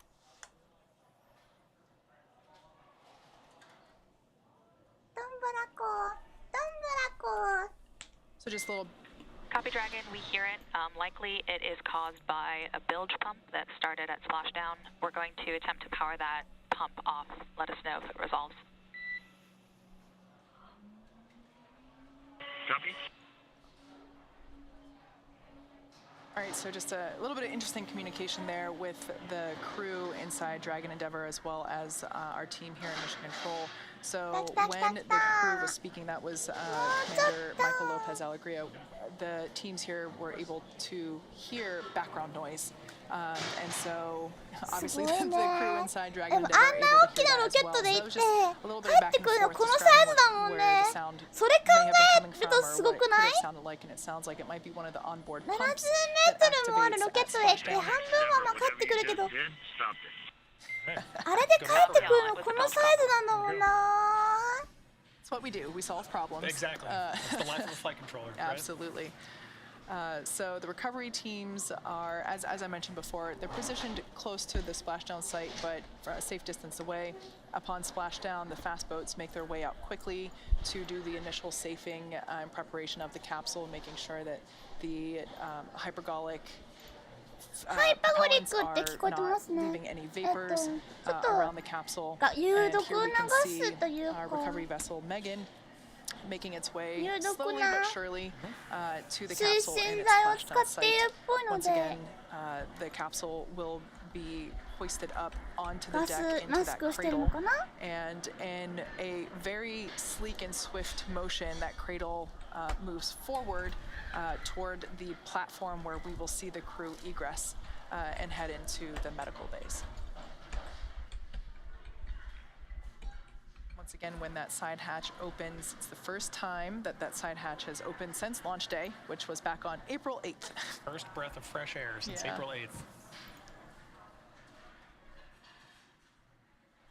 And earlier, Kate, you were mentioning, you know, every bit of this operation, I mean, for all of spaceflight, is safety first, right? And when you're this close to the finish line, it's even more critical to, you know, follow those procedures, to take it slow and steady. Everybody wants to get across the finish line right now, but the mission's not over until they're safe and you can open that hatch and get that breath of fresh air, right? So, you know, those fast boats make that initial contact, and Megan is coming up, you know, in good time, following along with the timeline, and making sure that we safely get Dragon back on board.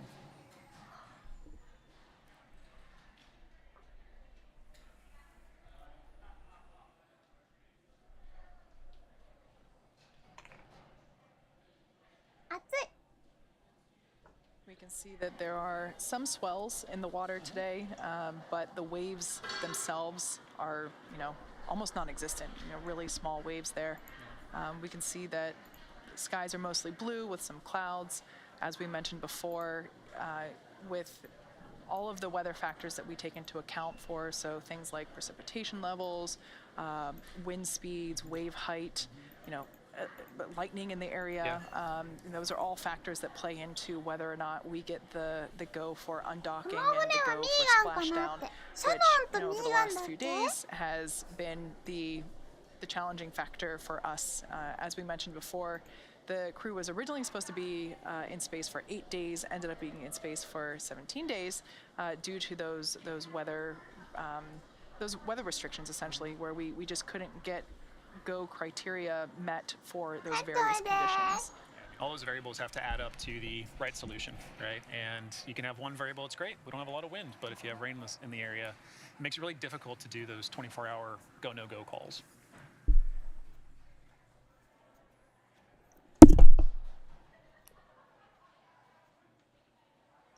Okay, so right now it looks like we can see that the recovery teams are preparing to lower the vessel's hydraulic lift mechanism into the water, which will bring the spacecraft into the on-deck translation system known as the nest.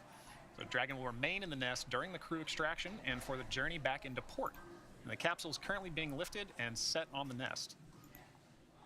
Then once it's centered and oriented, Dragon will then be translated into the hangar underneath the helipad aboard the ship so that we can open the hatch. Once open, a SpaceX medical doctor will be the first one in to check on MLA, Larry, Aton, and Mark and see if they are ready to egress out of the vehicle.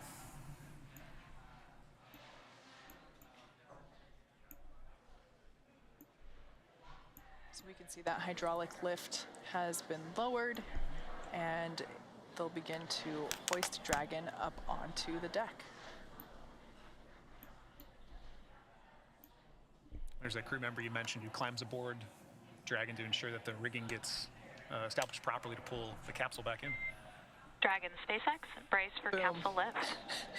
One of my favorite parts of 飛び込んだ recovery is watching that individual. 飛び込んだよ飛び込んだよねえ飛び込んでよあ It's の safe 人 to say that なんで飛び込んだの recovery operations, there's a lot of training that 飛び goes 込ん into だ it, よ especially for that position. Exactly right. To stay on top of the capsule as it's moving around and do everything safely. And accurately, making sure that your hoist system is ready to hoist, right? Which we can see there now.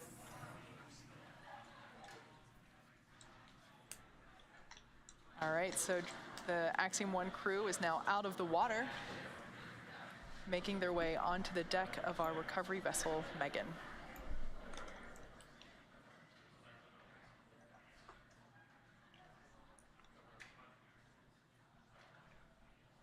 We can see some water splashing out there from the part of the capsule where the parachutes were stowed in. So that now is empty. With the side hatch just above. So that side hatch is where the astronauts will egress from. Before we open the hatch, the spacecraft's cabin pressure has to be equalized with the outside environment. And once the hatch is opened, like we mentioned before, that'll be the Axiom-1's crew first breath of fresh air since they boarded Falcon 9 at the very start of their mission just earlier this month on April 8th.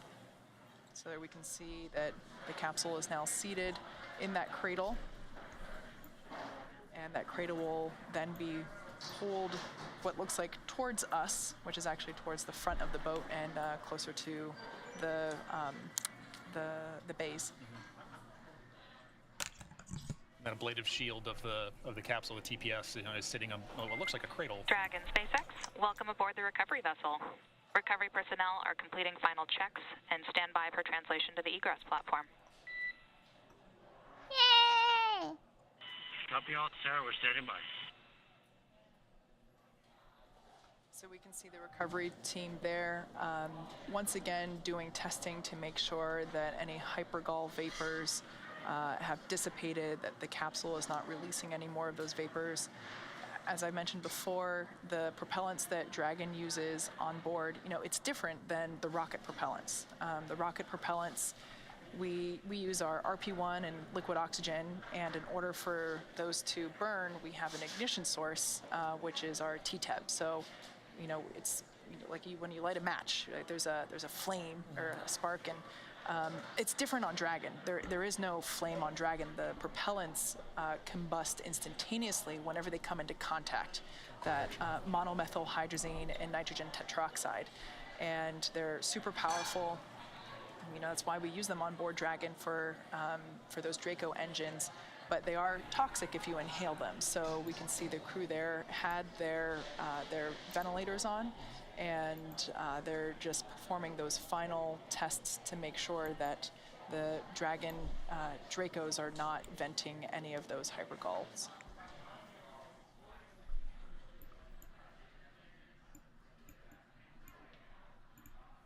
It's pretty amazing to see. It has been amazing to see the pictures while the capsule is on station. Some of them they don't look real. It's so beautiful, but it is real.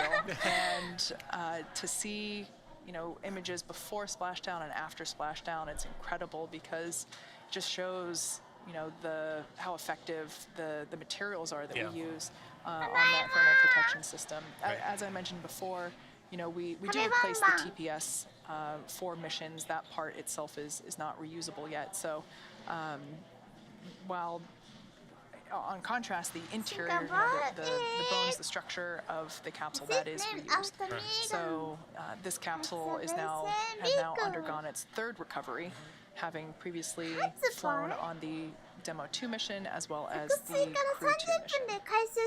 It really is a testament to the capsule and just the refurbishment process, right? That really allows spaceflight to continue in this day is the reusability aspect.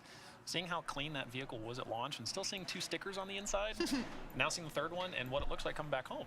It's a testament to that ablative shield, because you can see the energy that this is put through on its re-entry.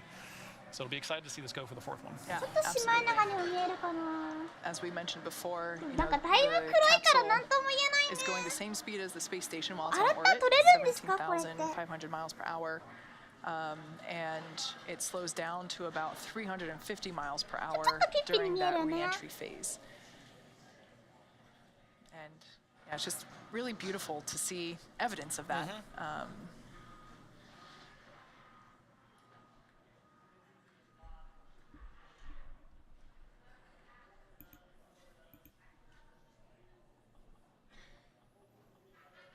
So just for a little bit of orientation while we have this view still, the bottom part of the capsule, that's where the heat shield is, Right. and that's the part that was essentially facing or leading the capsule. So the capsule re-entered, with the bottom part first. The top part is the nose cone. That's the part that if you were, Dragon SpaceX, capsule translation is imminent. Copy imminent. All right, so just a heads up there from core that the capsule is about to move or translate to forward. It's again just that communication to the crew because they can't really see what's going on Right. too well outside the window. So just every step of the way, the core's responsibility is to give the crew a heads up of what to expect next. Yeah. So we heard the call out, brace for drogues, mains, splashdown, and here, for translation movement. Yeah, really anytime crew is about to feel something, experience something, it's completely nominal, but you're right, without direct insight to it, it's really important for, core or Capcom in some cases to, play that role of letting crew know, heads up, you're about to feel something. Yep, and of course, while crew, they're monitoring the timeline all on their own, having that, as we mentioned before, confirmation of the choreography Right. is important. Yeah.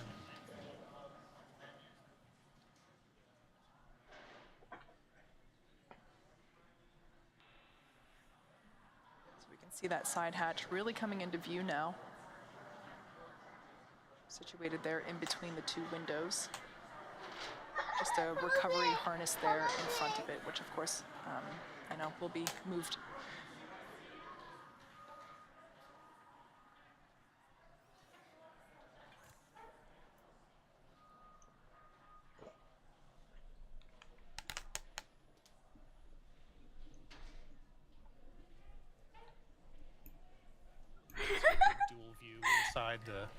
A good dual view inside the capsule. As on the right, you have teams still in respirators working on the entry aspects of the Dragon, ensuring that it's safe and ready to be open from the side hatch. While crew on the left side is, you can see over the shoulders of MLA and Larry, waiting for the ground teams to make ingress. マーシャラーさんってわかる？飛行場とかで空港とかでさ、飛行機を誘導する係の人。最後ね、こうやってウィーって言ってね、ピッてするんだけど、よくマーシャラーさんのモノマネだってわかったね。すごいね。なんでわかったの？マーシャラーさんだって。すごい。細かくて伝わる仲いいモノマネかと思ってた。嬉しい。ありがとう。 Wearing their PPE or personal protection equipment.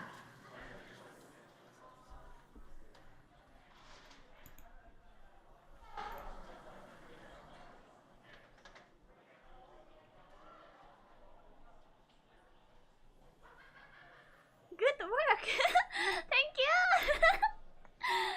リエが止めた、この子。マーシャラーさんも成田空港のハテナイトから見ていた。おー、やっぱ飛行機好きな人分かっちゃうのか、マーシャラーさん。よく分かったね。すごいね。And if you followed along during launch, やったぜ。あれめっち similar ゃす to ご crew い。 ingressing the Dragon for the first time, there is a whole team of people on the ground supporting these efforts. Likewise, during Splashdown, there's an entire team of people on the ground supporting recovery. So as the vehicle, not only is recovered from the water and is passed onto the boat, it's then handed off to people on the recovery teams who have very specific roles. 来てもろて。来て As we mentioned before, the interior for Crew Dragon, that air pressure has to be equated to the external pressure, so that that's what's going on. You can see now the crews have taken off their PPE. Dragon SpaceX at 36 minutes and 25 seconds after splashdown. We are go for side hatch opening. Stand by for hatch opening and egress. Excellent. We are watching the clock.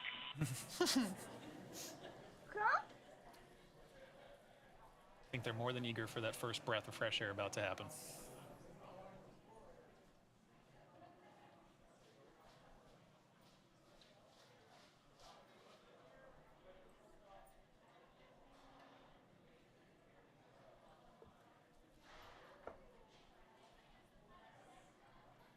All right, looks like that side hatch is open. Excellent. Flight surgeon stepping in there to do a quick check with the crew.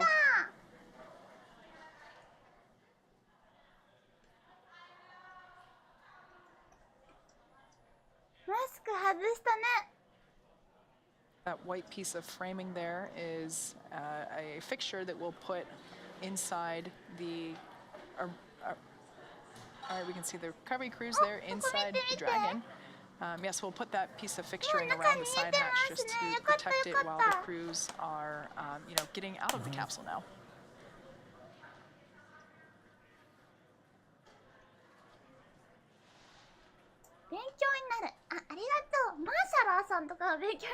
Recovery crew there giving a quick reminder to the Axiom-1 crew how things will go down in terms of, egressing or exiting the capsule.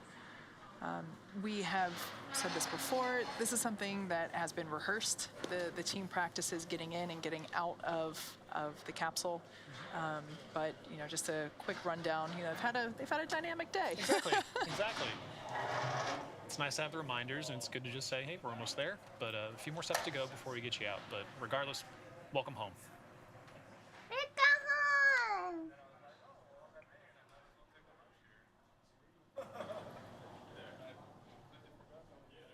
This view here, we have the commander MLA on the left-hand side of your screen and pilot Larry Connor on the right-hand side.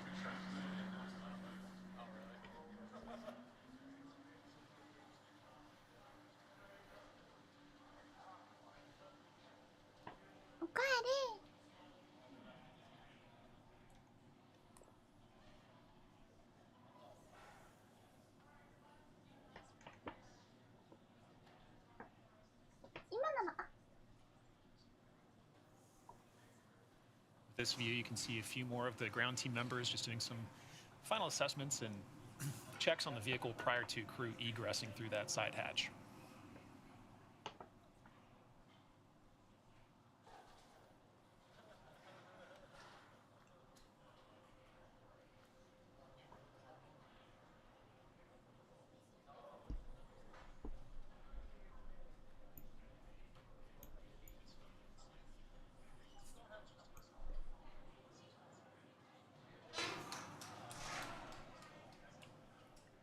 Camera making way to see our crew for the first time there. All waving, all in good spirits. See a bunch of thumbs up. Welcome home, AX1.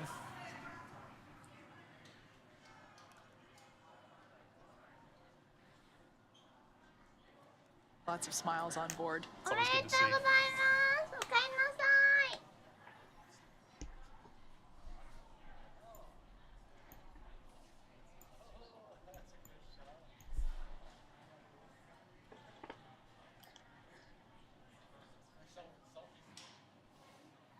So on the far left there, mission specialist Mark Pathy. Next to him we had pilot Larry Connor, then to the right MLA, and on the far right Eitan Stiba. For Mark, Larry, and Eitan, it was their first trip to space. MLA had been to space previously, but as I mentioned before, this was the first time that he returned to Earth via Splashdown, so new experience for him.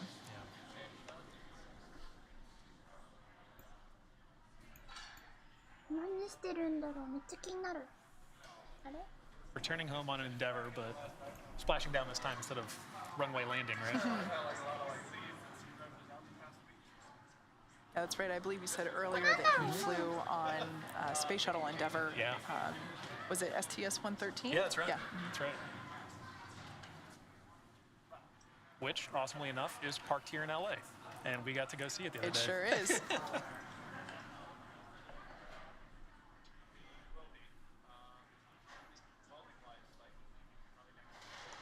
So the recovery teams are just preparing the side hatch there for the crew's egress. That's that white frame you だ mentioned から開けら earlier. れないの？なんかあったら開けられると思うけど help ね。 protect でもだから開 that けられ side るように hatch してる during んだ this と思うよ。 process. As we said before, 開けられない this ことは capsule ない has ん been じゃないか reused. We な。 plan to reuse it in the future. So not only to protect the crew themselves, but also the hardware. Yeah. I imagine that's the sealing さす mechanism, がに so 宇 you 宙 want to 空 protect 間で that ロ as ック you're してると washing は思う over け it, どね。 making sure it stays pristine.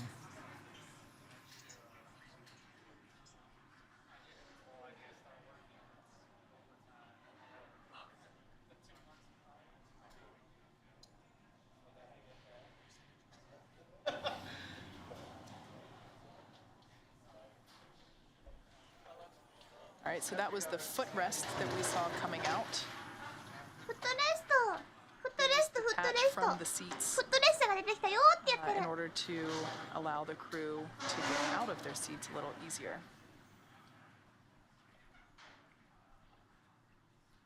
Also helps, just increase the usable volume inside Dragon. John, you and I were in the training capsule. It's about 2 weeks ago now. Yeah. And it's, it definitely makes a difference in terms of small things like Right. that, which seem like a small or a thin item that doesn't really take up space, Right. but in reality, in terms of the volume that it occupies and where in that volume it is placed, it does make a difference in terms of mobility. And when you're on orbit in microgravity, it's a lot different. easier to get around than when you're stuck here on Earth with that 1G pesky environment. gravity. Yeah. Pesky gravity. Right, and I don't know if it's the same for egress, but during launch we noticed that there was a very particular way in which crew and ground teams had to ingress the vehicle because of those volumetric constraints. But allowing those footrests to come out does free up space a little easier. It's been they've spent a number of days in orbit, haven't felt the effects of gravity in a while. So making it as easy as possible to egress the vehicle is really important, not only for their comfort but also for everybody's safety. It looks like pilot Larry Connor might be the first one to exit the vehicle.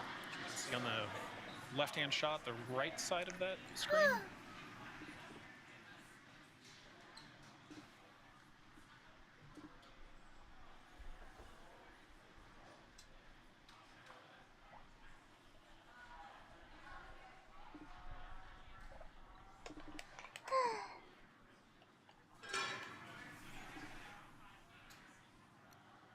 So inside Dragon capsules, we use a 5-point safety harness. So a little bit more complex than the seatbelt you and I use in our cars.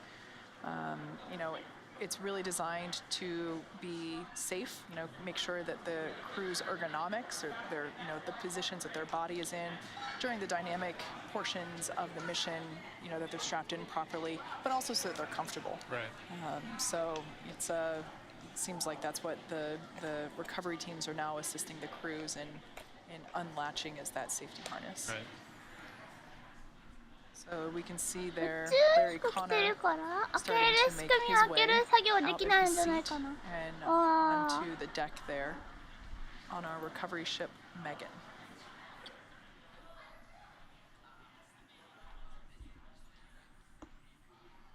おとなしく開けるまで待っててって感じかもしれないね。メガンって言ったね、さっき。マガン。あ、出てきたよ You can see Larry making his egress from the Dragon Endeavor. You can hear the cheers in the background for it. ラリーコナーコナーさんおかえりなさい写真撮ってる All right, those are his first steps back ちょっと on フラフラで planet すけど Earth after spending まあまあ17まあ days 食 on べてはい orbit. ますね if it were me, I imagine I'd probably feel a little shaky, right? Because Yeah. they don't have gravity up there. You know, they did take exercise equipment to keep their muscles working while they're up there, but still, Hey, it's. sir, we're going off comm. Thanks for everything. We'll see you on deck. さあ全部で4人 Sounds good. Talk to you 4 later. 人4人残り3 My 人 last call there from MLA to say that they're no longer going to be utilizing the Dragon マーク communication パス systems. さ They'll just talk with んお everybody か on え the り deck. なさい So there we saw mission パッシー specialist さ Mark Pathy. んマークパッシ He ー was さ seated ん on the far left, or at the left window seat. コナーさん Alright, は高齢だから removing なるほど the ね footrests 何歳 on なんだろう the other two seats. Like you said, I Kate. have a feeling Aton will be next. Yeah. next No, it looks like gonna be it's MLA. MLA. 次は70歳超えあそうなんだすごいな That's certainly part of the reacclimation process is remembering those muscles that help keep you stabilized in a 1G environment. You know, you haven't used them in a few days, so it's certainly time spent after coming back home. Oh, just Getting used kidding. to that. All right, so moved MLA them over. did a little Just change kidding? of seats there, so Aton will be the next one to come out.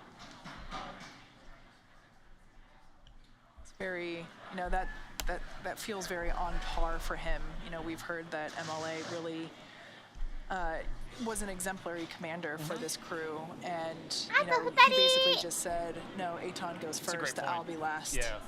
One of my favorite phrases is "Leaders eat last." You know, make sure I like everybody that. else goes first, Yeah. and you know, it's just great to see that. Yeah.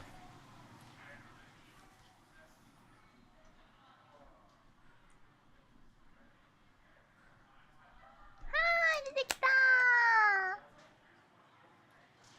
どっちこっちの方で合ってるの And there we see Aton making his egress and first stance back on ground in 17 days. さっきなんかマイケルさんの方が出たけどどっちなんだろう顔見えないかよ It's くわ quite か the んないは readjustment, coming back down to earth and あお疲れ going from, you 様 know, regardless of how long you're up there. Yeah. Obviously, it's you know, the longer you are, the more difficult the transition Yeah. can be. Yeah. But you know, even after the This 17 days that they were in is microgravity, you know, that's still a pretty Ethan. significant It is. change on the body. Yeah, it certainly is. いいタン So it's pretty amazing to see them, you know, い just いタンさん take those steps Yeah. and ありがとう begin that reacclimation お process. かえりなさい Now, ま once せ they are, so for the 3 crew members that we saw exit or egress the vehicle already, you know, they walk off and they are immediately escorted into one of the medical bays that's on board. So the recovery vessels are fully equipped with medical bays to assist with, you know, any ailments or illness that the crew might be feeling at that time.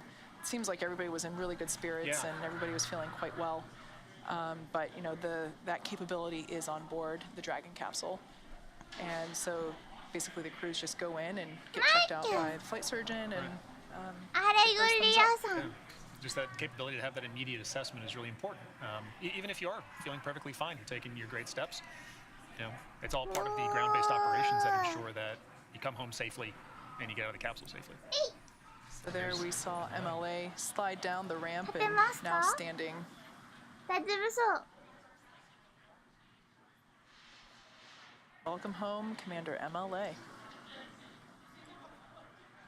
写真撮ってゆっくり休んでく With ださい that, お疲 all れ 4 crew 様 members of AX-1 are now safely out of the いいなこのぐらい短期間でついて帰ってこられるならイギリスでリアも乗りたいです全部で構えたい So は you いと can い see うこと their で mission control これで here ちょうど behind us at SpaceX 回 headquarters 収 in 中 Hawthorne, 継は California. 終わりです Checking in now that pretty much all the dynamic activities of まあ recovery リュウの have 配信 concluded. の方も夜中ですので少しだけ本当に回収 At this の point, we'll just be waiting on crew to make sure that, you know, they have パラ those シュート good のとこ checks と that か we だ were け talking 見て about. 終わろうかなと You know, 思 making っ sure てお that ります all the medical checks coming out of the vehicle, that they're happy, healthy, feeling good. Yeah.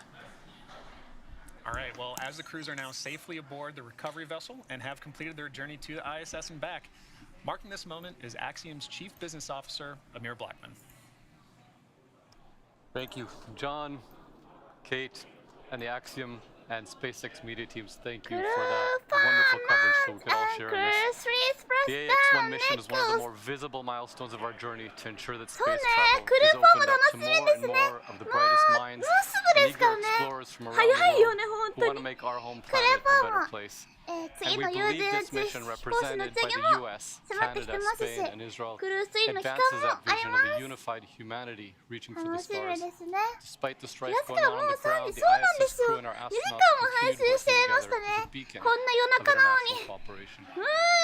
In the years preceding this mission, we at Axiom Space set out to develop procedures, foster the agreements, and build the operations and support teams needed to expand what has historically been negotiated only between governments. And with every step, we've created new precedents.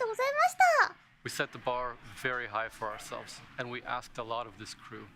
And here we are at the conclusion of an incredible mission, and I must say the teams exceeded every expectation. We could not be more proud of what has just been accomplished by Commander Michael Lopez Alegria, Larry Connor, Eitan Stibe, and Mark Pathy, as well as the hundreds of team members who have played a part in the success of AX-1.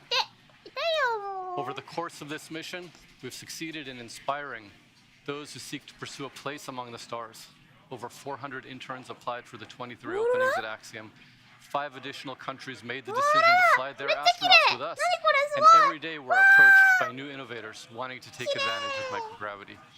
To the teams at NASA and SpaceX, to each crew member's own teams in Ohio, Canada, Spain, and Israel, to the teams at the Ramon Foundation and Rokia mission, and to the principal investigators around the world who have trusted us with facilitating your studies, and to the Axiom family who have worked tirelessly these last few weeks and months. Thank you. On behalf of Axiom Space, to the crew of AX-1, Mark, Eitan, Larry, Mike, well done, and welcome home. For our Hebrew-speaking audience, משימת AX-1 היא אחת מאבני הדרך החשובות במאמצינו לפתיחת החלל להמוני היזמים והחוקרים הנלהבים מכל רחבי העולם, אלה ששואפים לנצל את התנאים המיוחדים, כמו חוסר הכבדה בתחנת החלל, לפיתוח טכנולוגיות ששומרות על עולמנו ומשפרות את איכות החיים על כדור הארץ. ואנחנו מאמינים שהמשימה שכעת הסתיימה בהצלחה מרבית, שבה מיוצגת ארצות הברית, קנדה, ספרד וישראל, מקדמת את החזון של איחוד המין האנושי בהרחבת פעילותנו בחלל. אכן, למרות המאבקים בין מדינות על הקרקע, צוותי האסטרונאוטים הבינלאומיים המשיכו את עבודתם המשותפת כדוגמה וסמל לאפשרויות של שיתוף פעולה לכל האנושות. בשנים שקדמו למשלחת הזאת, אנחנו באקסיום ספייס פעלנו ליצירת מהלכים, הסכמים והקמת צוותים הדרושים ליישום פעילות פרטית בחלל, פעילויות שלאורך ההיסטוריה נעשו על ידי ממשלות וסוכנויות חלל. מההתחלה ועם כל צעד אקסיום ספייס יצרה תפיסות חדשות ופעילויות ללא תקדים. הצבנו לעצמנו מטרות מאתגרות וביקשנו הרבה מהצוות האסטרונאוטים הראשון שלנו, והנה אנחנו נמצאים בסיום מוצלח, ואפשר בקלות לומר שהצוות עלה על כל הציפיות. אנחנו מלאי גאווה עצומה נוכח ההישגים שעליהם הגיעו מפקד מיכאל לופז אלגריה, לארי קונור, איתן סטיבה, מרק פאטי, ואיתם כל מאות אנשי הצוותים התומכים שתרמו להצלחת משימת AX-1. במשך פיתוח המשימה וביצוע הצלחנו לעורר השראה בין רבים שגם הם רוצים למצוא את מקומם בין הכוכבים. לדוגמה, אקסיום ספייס קיבלה מעל 400 פניות עבור כיתה של 23 סטאז'רים. 5 מדינות החליטו לשלוח אסטרונאוטים מטעמם דרך אקסיום לחלל, ובכל יום אנחנו מקבלים פניות מאנשי מדע ויזמים שרוצים לנצל את תנאי החלל. וכאן המקום להודות בהתלהבות לצוותים של נאסא, SpaceX, לכל אנשי התמיכה של צוות AX-1 הנמצאים באוהיו, קנדה, ספרד וישראל, לחוקרים בארצות רבות שסמכו עלינו ועל יכולתנו ליישם את הפרויקטים שלכם בחלל, ולמשפחת אקסיום הנרחבת, כולל במיוחד את צוות קרן רמון ומסיבת רקיע שעבדו במסירות ימים ולילות בחודשים האחרונים. מטעם אקסיום ספייס, לצוות של AX-1, מרק, איתן, לארי ואלי, כל הכבוד והגאווה, וברוכים השבים הביתה לכדור הארץ. Sean, back to you. Back to you. Amir, thank you, and very well said. Axiom-1 is a huge moment in the story of human spaceflight, and one that we will certainly be celebrating for a while. But yet, it's a huge learning opportunity for us as well. Our long-term vision is to expand what is possible. We want to build on moments like these to help us better develop and fly Axiom Station, a new destination in space that many more will be able to visit in the future. Well, now that our crew is safely back home on Earth and getting the first checks by our medical team, we're going to wrap up our live coverage of their historic return.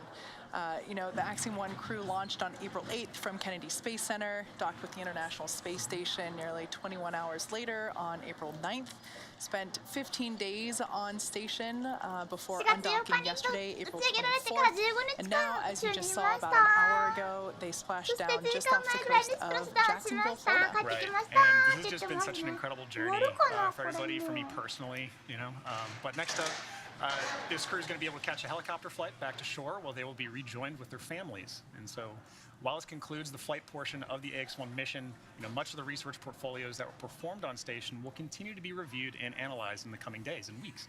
So some of their studies will continue over the coming days and months as well.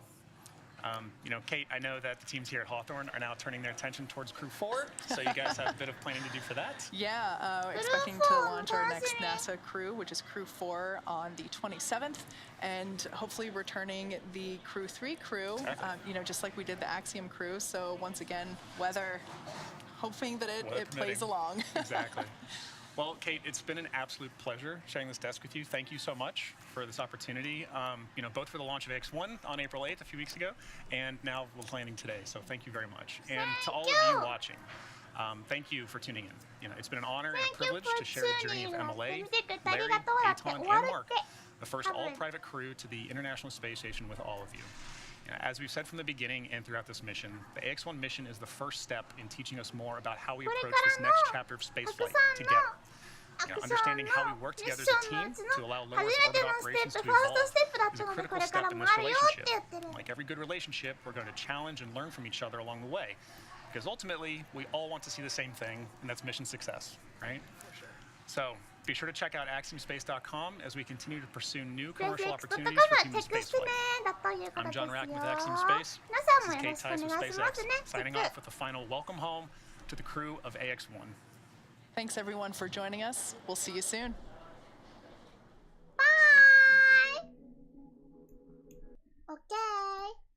じゃあ、ちょっとだけね、ほんのちょっとだけね、そんなにいっぱい見ると死ぬので。Undocking sequence. AX-1. リプレイを少しだけします。Flight control docking. ここからリプレイですかって感じですけど。Complete and not. EM. 今日のね、日本時間午前9時何分だっけ頃にね、こうやってドラゴンくっついてたやつが分離しました。覚えてますかね ?4 月のこういうことがあったらしいんですけど、もう2週間も前なんですかこの間みんなでシミュレーション、ドッキングシミュレーションしたような気がするんですけどね。Physical separation confirmed. 8:10 p.m. Central Time, 6:10 p.m. はい、アンドッキングの中継はできなかったので、少しだけね、紹介させてください。こんな感じでドラゴンが今日の午前中、現地時間だと、現地時間っていうのがあるのかわかんないけど、アメリカの時間だと夜に分離されたようです。綺麗にスラスト見えてるよね。ここからほら、めっちゃ出てるのとかさ、ファファファファファって、こんな感じで向きを変えたりして、そして離れていきました。めっちゃ綺麗だったので紹介させてください。Depart 0 burn complete and nominal.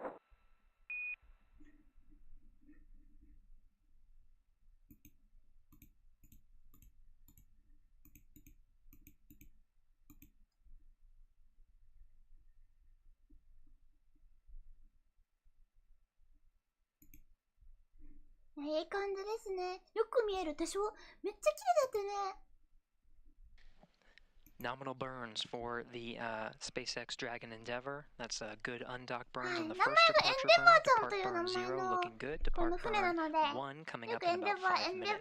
That undocking time was 8:10 p.m. Central Time, 6:10 p.m. Pacific. The International Space Station was 262 statute miles over the South Atlantic Ocean, west off the coast of Africa.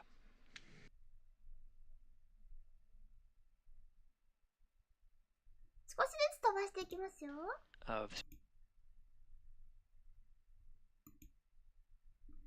こんな感じでね、多分ドラゴンから見えてたんじゃないかな。ISS が flight controllers are tracking the good departure of SpaceX Dragon Endeavour and the AX-1 crew inside. Everything's looking good. They're deployed about a kilometer away. Once it exits the approach ellipsoid, that ends the joint operations of the International Space Station teams that you see here in Mission Control Houston. It'll be SpaceX Mission Control in Hawthorne and the Axiom Space teams that'll have the responsibility of taking the crew from the approach ellipsoid. Teams will be constantly International Space Station, especially during a nighttime. You really. It was a beautiful day and a gorgeous view. はい。で、これが、数時間ぐらい前、午前中だから、まあ、10時間 ?12 時間もっとか。20時間ぐらい前ですかね。はい。でした。で、それが分離した後、今日ね、燃焼とかいろいろ起こりまして、ちゃんと帰ってきましたよっていうのがこれ。こんな感じの船になっていました。13フィートわからんって言ってるでしょフィートわからないから、だいたい4メーターかける2メーターだったかなあったと思います。忘れました。1×1 だったっけ1、2、3、4、5、6、そう、だから4、1、2、1、2の奥2だったかなと思うけど、よくわからないので、また今度見ましょう。こういうやつは。んで、今日のは、まあ、見どころのね、一番盛り上がるとこだけピックアップして見てしまえばいいかなと思うんですけど。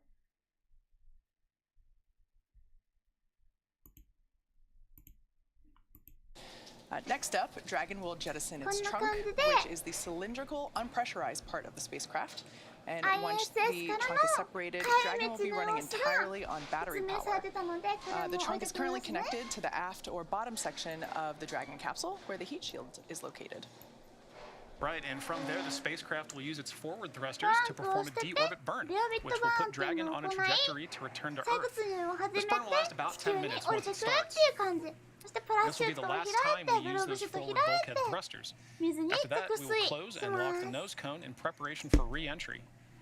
And during re-entry, as Dragon passes... はい。で、とても面白かったところから、ここだけね、かっこよかったところを最後リプレイして終わりましょう。Once again, we are in an expected loss of signal or LOS period.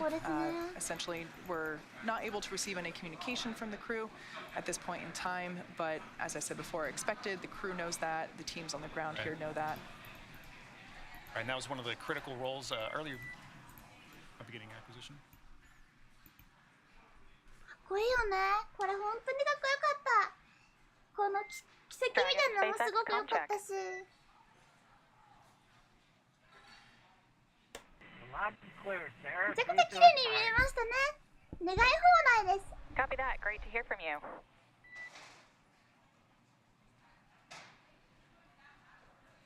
All right, there we heard the voice of Commander MLA Michael Lopez Alegria. They're just confirming that the crew, they're doing good. Right on schedule, too. Yeah. As we mentioned before, the external temperature of the capsule is about 3,500 degrees as it, makes its way through the Earth's atmosphere, but the crew, they're comfortable inside. Dragon, you can expect automated parachute deploy at standard altitude.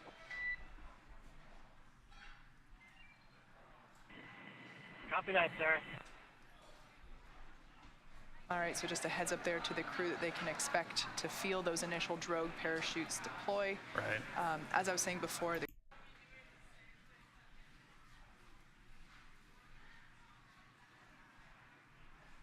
from that deploy, it's a pretty quick succession of events, right? We deploy the drogues very quickly after.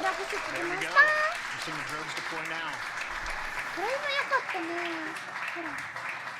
Live view from onboard Dragon Endeavour of those drogue parachutes. Capsule's going about 350 miles per hour. Nominal ascent rate for 2 healthy drogues. Oh, and having that single voice of the core, talking to crew, letting crew know that they're going into a planned LS. All right, there's the 4 mains to fly.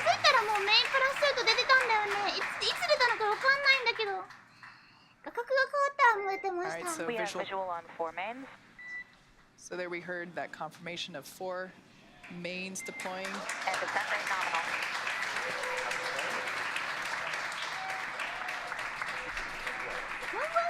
Gorgeous shot of those 4 main parachutes.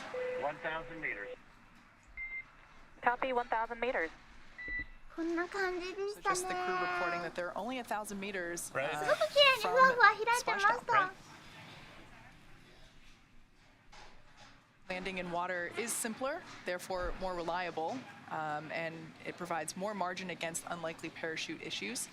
We had to learn how to make Dragon waterproof, but once you do, that's it. It's a rinse, review, reuse type process.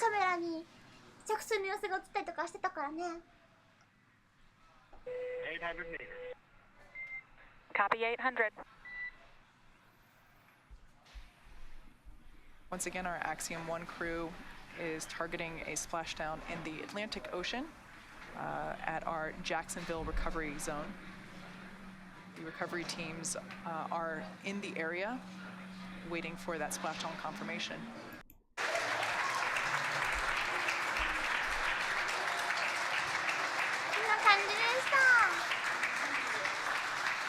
As you can tell by the cheers behind us, we can confirm that the Dragon capsule with the AX-1 crew has splashed down. Dragon Endeavour has returned home with the Axiom-1 crew. Dragon SpaceX, we see splashdown and mains cut. Splashdown, and they're now making their way to that location. On behalf of the entire SpaceX team, welcome back to planet Earth. The Axiom-1 mission marks the beginning of a new paradigm for human spaceflight. We hope you enjoyed the extra few days in space, and thanks for choosing to fly with SpaceX. いつドログシュート落ちてきました？なんかドログシュート落ちてきたところをもう一回見たい。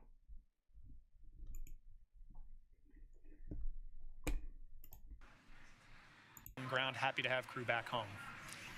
Now, the teams have been ready and waiting of the hypergol, that you need to worry about, but also just sniffing test, essentially, where you can see that the capsule is moving. That movement is a little less dynamic right now, but a couple minutes ago, I was on the windows. So there we can see those 2 drogue parachutes, which were released, of course, first, and then they are let go in order to release the mains. That's what we see making their way back to Earth as well, of course. The whole system comes back. Yeah. ドログシュートってこうやって帰ってくるんだ。We think we're in stable 2. We can't see very well out the windows. 面白い。ドログ降ってきた。 That's stable 1. And Dragon, your comm is getting pretty hard to hear. It's basically lassoing. で、なんかこうやって網でこう。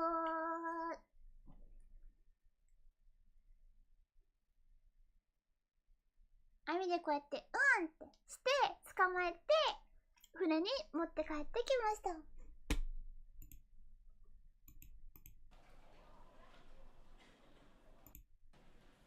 ね、船に帰って。Side Dragon Endeavour able to hear that as well.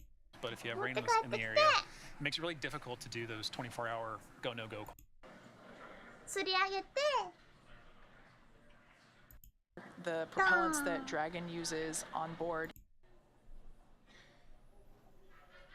So just for a little bit of Yeah, really anytime crew is about to feel something, experience something, you know, it's completely nominal, but you're right, without direct insight to it, it's really important for, you know, Core or Capcom in some cases to play that role of letting crew know, heads up, you're about to feel something. Yep, and of course while crew... On the recovery teams who have very specific roles. LA, and we got to go see it the other day. It sure is. It's a lot easier to get around than, you know, when you're stuck here on Earth with that pesky gravity. Yeah. Pesky gravity. はい。ちょっとダイジェストというか、飛ばし飛ばしですが、こんな様子でしたというのをご紹介しました。じゃあ、もう今日は遅い時間なので、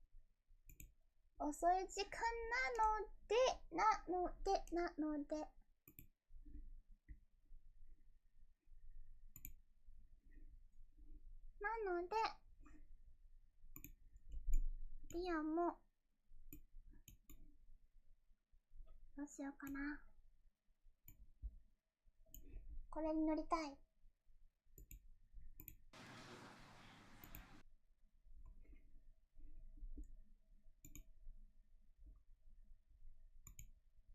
これに乗ったら終わろう。めっちゃ綺麗だったからさ、乗りたいわ。ちょっと乗れるかな。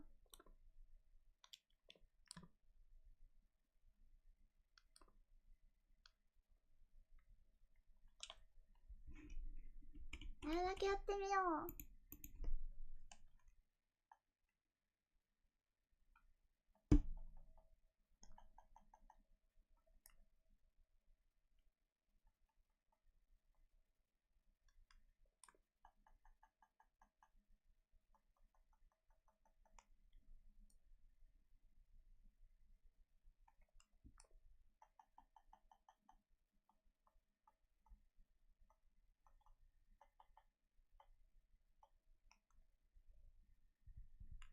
よし。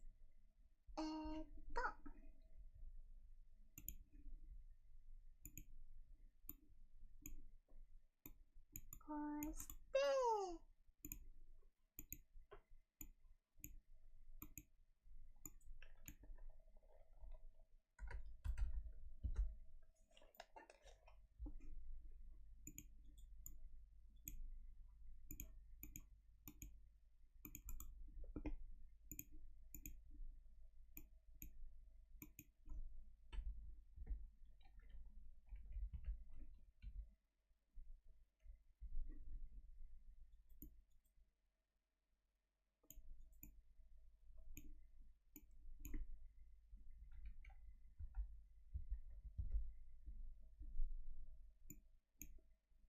こうして、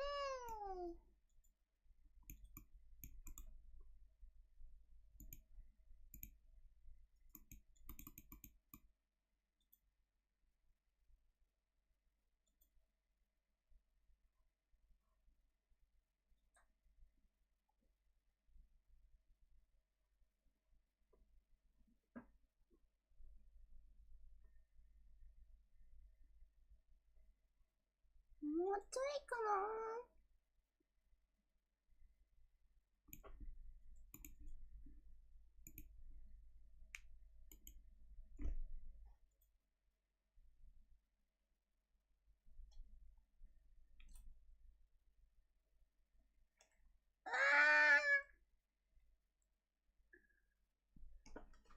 こんな感じ？もしくは、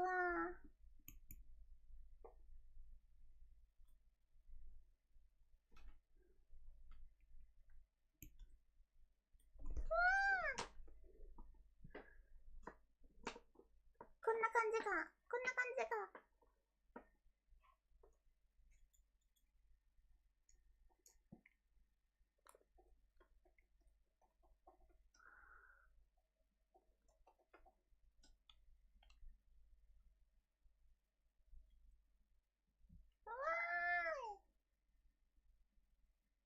パラシュートの重量、荷重、質量、重量オーバー。なんでリアそんな重くないもん。大丈夫、大丈夫。質量。大丈夫、大丈夫。0キロカロリー。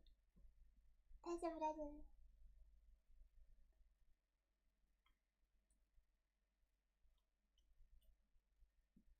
んな感じかな。写真撮ってもらって、また Twitter とかに上げてもらったら嬉しいです。はーい。わー、楽しかった、今日も。みんなが来てくれたから楽しめました。はい、ありがとうございました。次の打ち上げとかは、28日の午前中ですかね。めちゃくちゃ朝なんですけど、それこそパラシュートで回収するやつあります。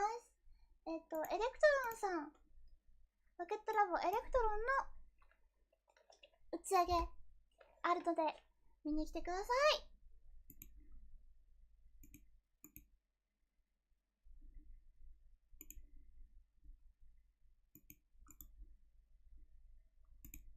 もう戻れなくなっちゃった。おい、ちょっと。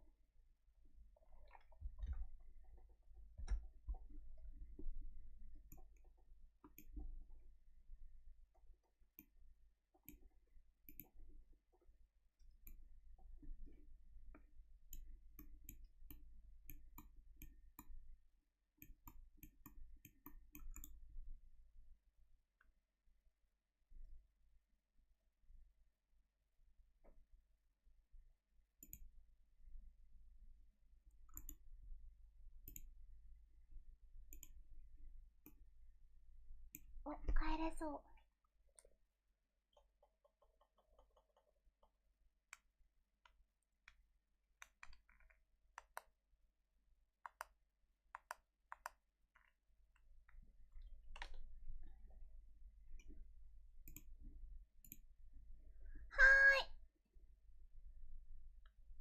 エレクトロ28日朝、28日の午前なので、早朝だったかなと思いますので、もし、寝てる予定がある人は寝ててもらって、朝見たいなって人だけ来てください。はーい。お帰りありがとうございます。お帰りなさい。ありがとうございます。クリアです。はーい。昨日の配信ちょっとね、メンバーさんの方にお話ししたんですけど、後でまた皆さんにお話ししますが、リアの切り抜きとたくさん作ってほしいという話もさせていただきました。リアライブというハッシュタグでぜひともリアのスクショとかね、こういう配信のスクショとか、あとは配信の切り抜きとか作っていただけたら嬉しいです。もし作っていただけたらリアもね、いっぱいリツイートするし、薄いクリップっていうタグのがあるので、それつけてもらって盛り上げたいです。皆様ぜひとも切り抜きとご協力お願いします。この後の配信によってはまた Twitter の方でお知らせしようと思うので Twitter を見てください。Twitter のフォローとチャンネル登録よろしくお願いいたします。高評価、まだグッド押してない人いますか？今のうちにグッド押してってくださいね。グッド。ライクボタン押していってください。忘れてる人がいたら。でもなんかもう結構1時間前ぐらいにはもっといたけど、今はあんまりこういた人が減ってしまったので、あれかな？もっと言っとけばよかった？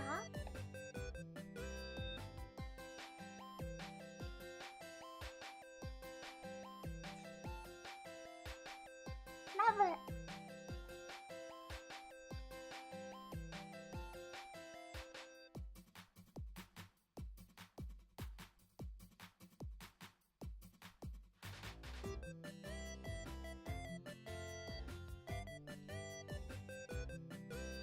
ありがとう。ふっと増えたの確認した。嬉しい。ありがとうございます。またこういう面白い動画や打ち上げともあったら紹介していきたいと思いますし、ロケット工学の授業とかもね、始めていきたいと思っています。これからもどうぞよろしくお願いします。また次の配信の動画でお会いしましょう。今日はこの辺まででお疲れ様ありんでした。バイバーイ。帰ってきてよかったね。すごい面白かった。じゃあね、おやすみソニア。お疲れ様ありん。バイ。これいいな。海外に行ける。Thank you for coming my live stream. Today's stream is そろそろオーバーです。バイ。初見で来てくれた海外日記の皆さん、First scene? My first scene? わかんない。ありがとうございました。すごく嬉しかった。Thank you! 海外日記の皆さんもありがとう。お疲れ様にありがとうございます。この読んでいきますよ。Today's stream is soon over. Soon over? Over soon? Is soon over? Is over? ありがとう。お疲れ様に TWR ワンワンちゃんお疲れ様にありがとう。ひらげあーちゃんお疲れ様でした。ありがとう。はてなちゃんお疲れ様におやすみさんにはいつでも来てくれてありがとうね。いつもつくねちゃんお疲れ様。りんりんありがとう。なめちゃんお疲れ様りんおやすみさんにゃ。お疲れ様りんおやすみさんにゃ。ぶどうずきちゃんお疲れ様りんお疲れ様りん。ゆうちゃんお疲れ様りんありがとうまりん。オリジブルースアレゴリーちゃんバイバイバイバイとございました。黒竹ちゃんお疲れ様りんでした。お疲れ様りんでした。ありがとう。あとルシャちゃんお疲れ様りんありがとう。チッタフォロー Thank you。 レミちゃん Today's stream is soon over。 soon over？ over？ わかんないけど調べておいた方がいいかもしれない。最近そういうやつ英語のやつありがとう。ひらめちゃんおやすみさんにゃ。ぬるま湯瀬戸ちゃんお疲れ様りんゆっくりともろてぐっすり寝るわ。グッドスリープしちゃいます。おやすみ。トビーちゃんパチパチパチパチありがとう。 Thank you bye。 ハットキャットちゃんバイバイお疲れ様りん。いつもハットキャットちゃんありがとうね。今日も応援してくれて嬉しかったです。また見に来てくださいね。ではでは、うすいくりあでした。皆さん本当にありがとう。お疲れ様りんでした。バイバーイバイバイバイバイバイバイ。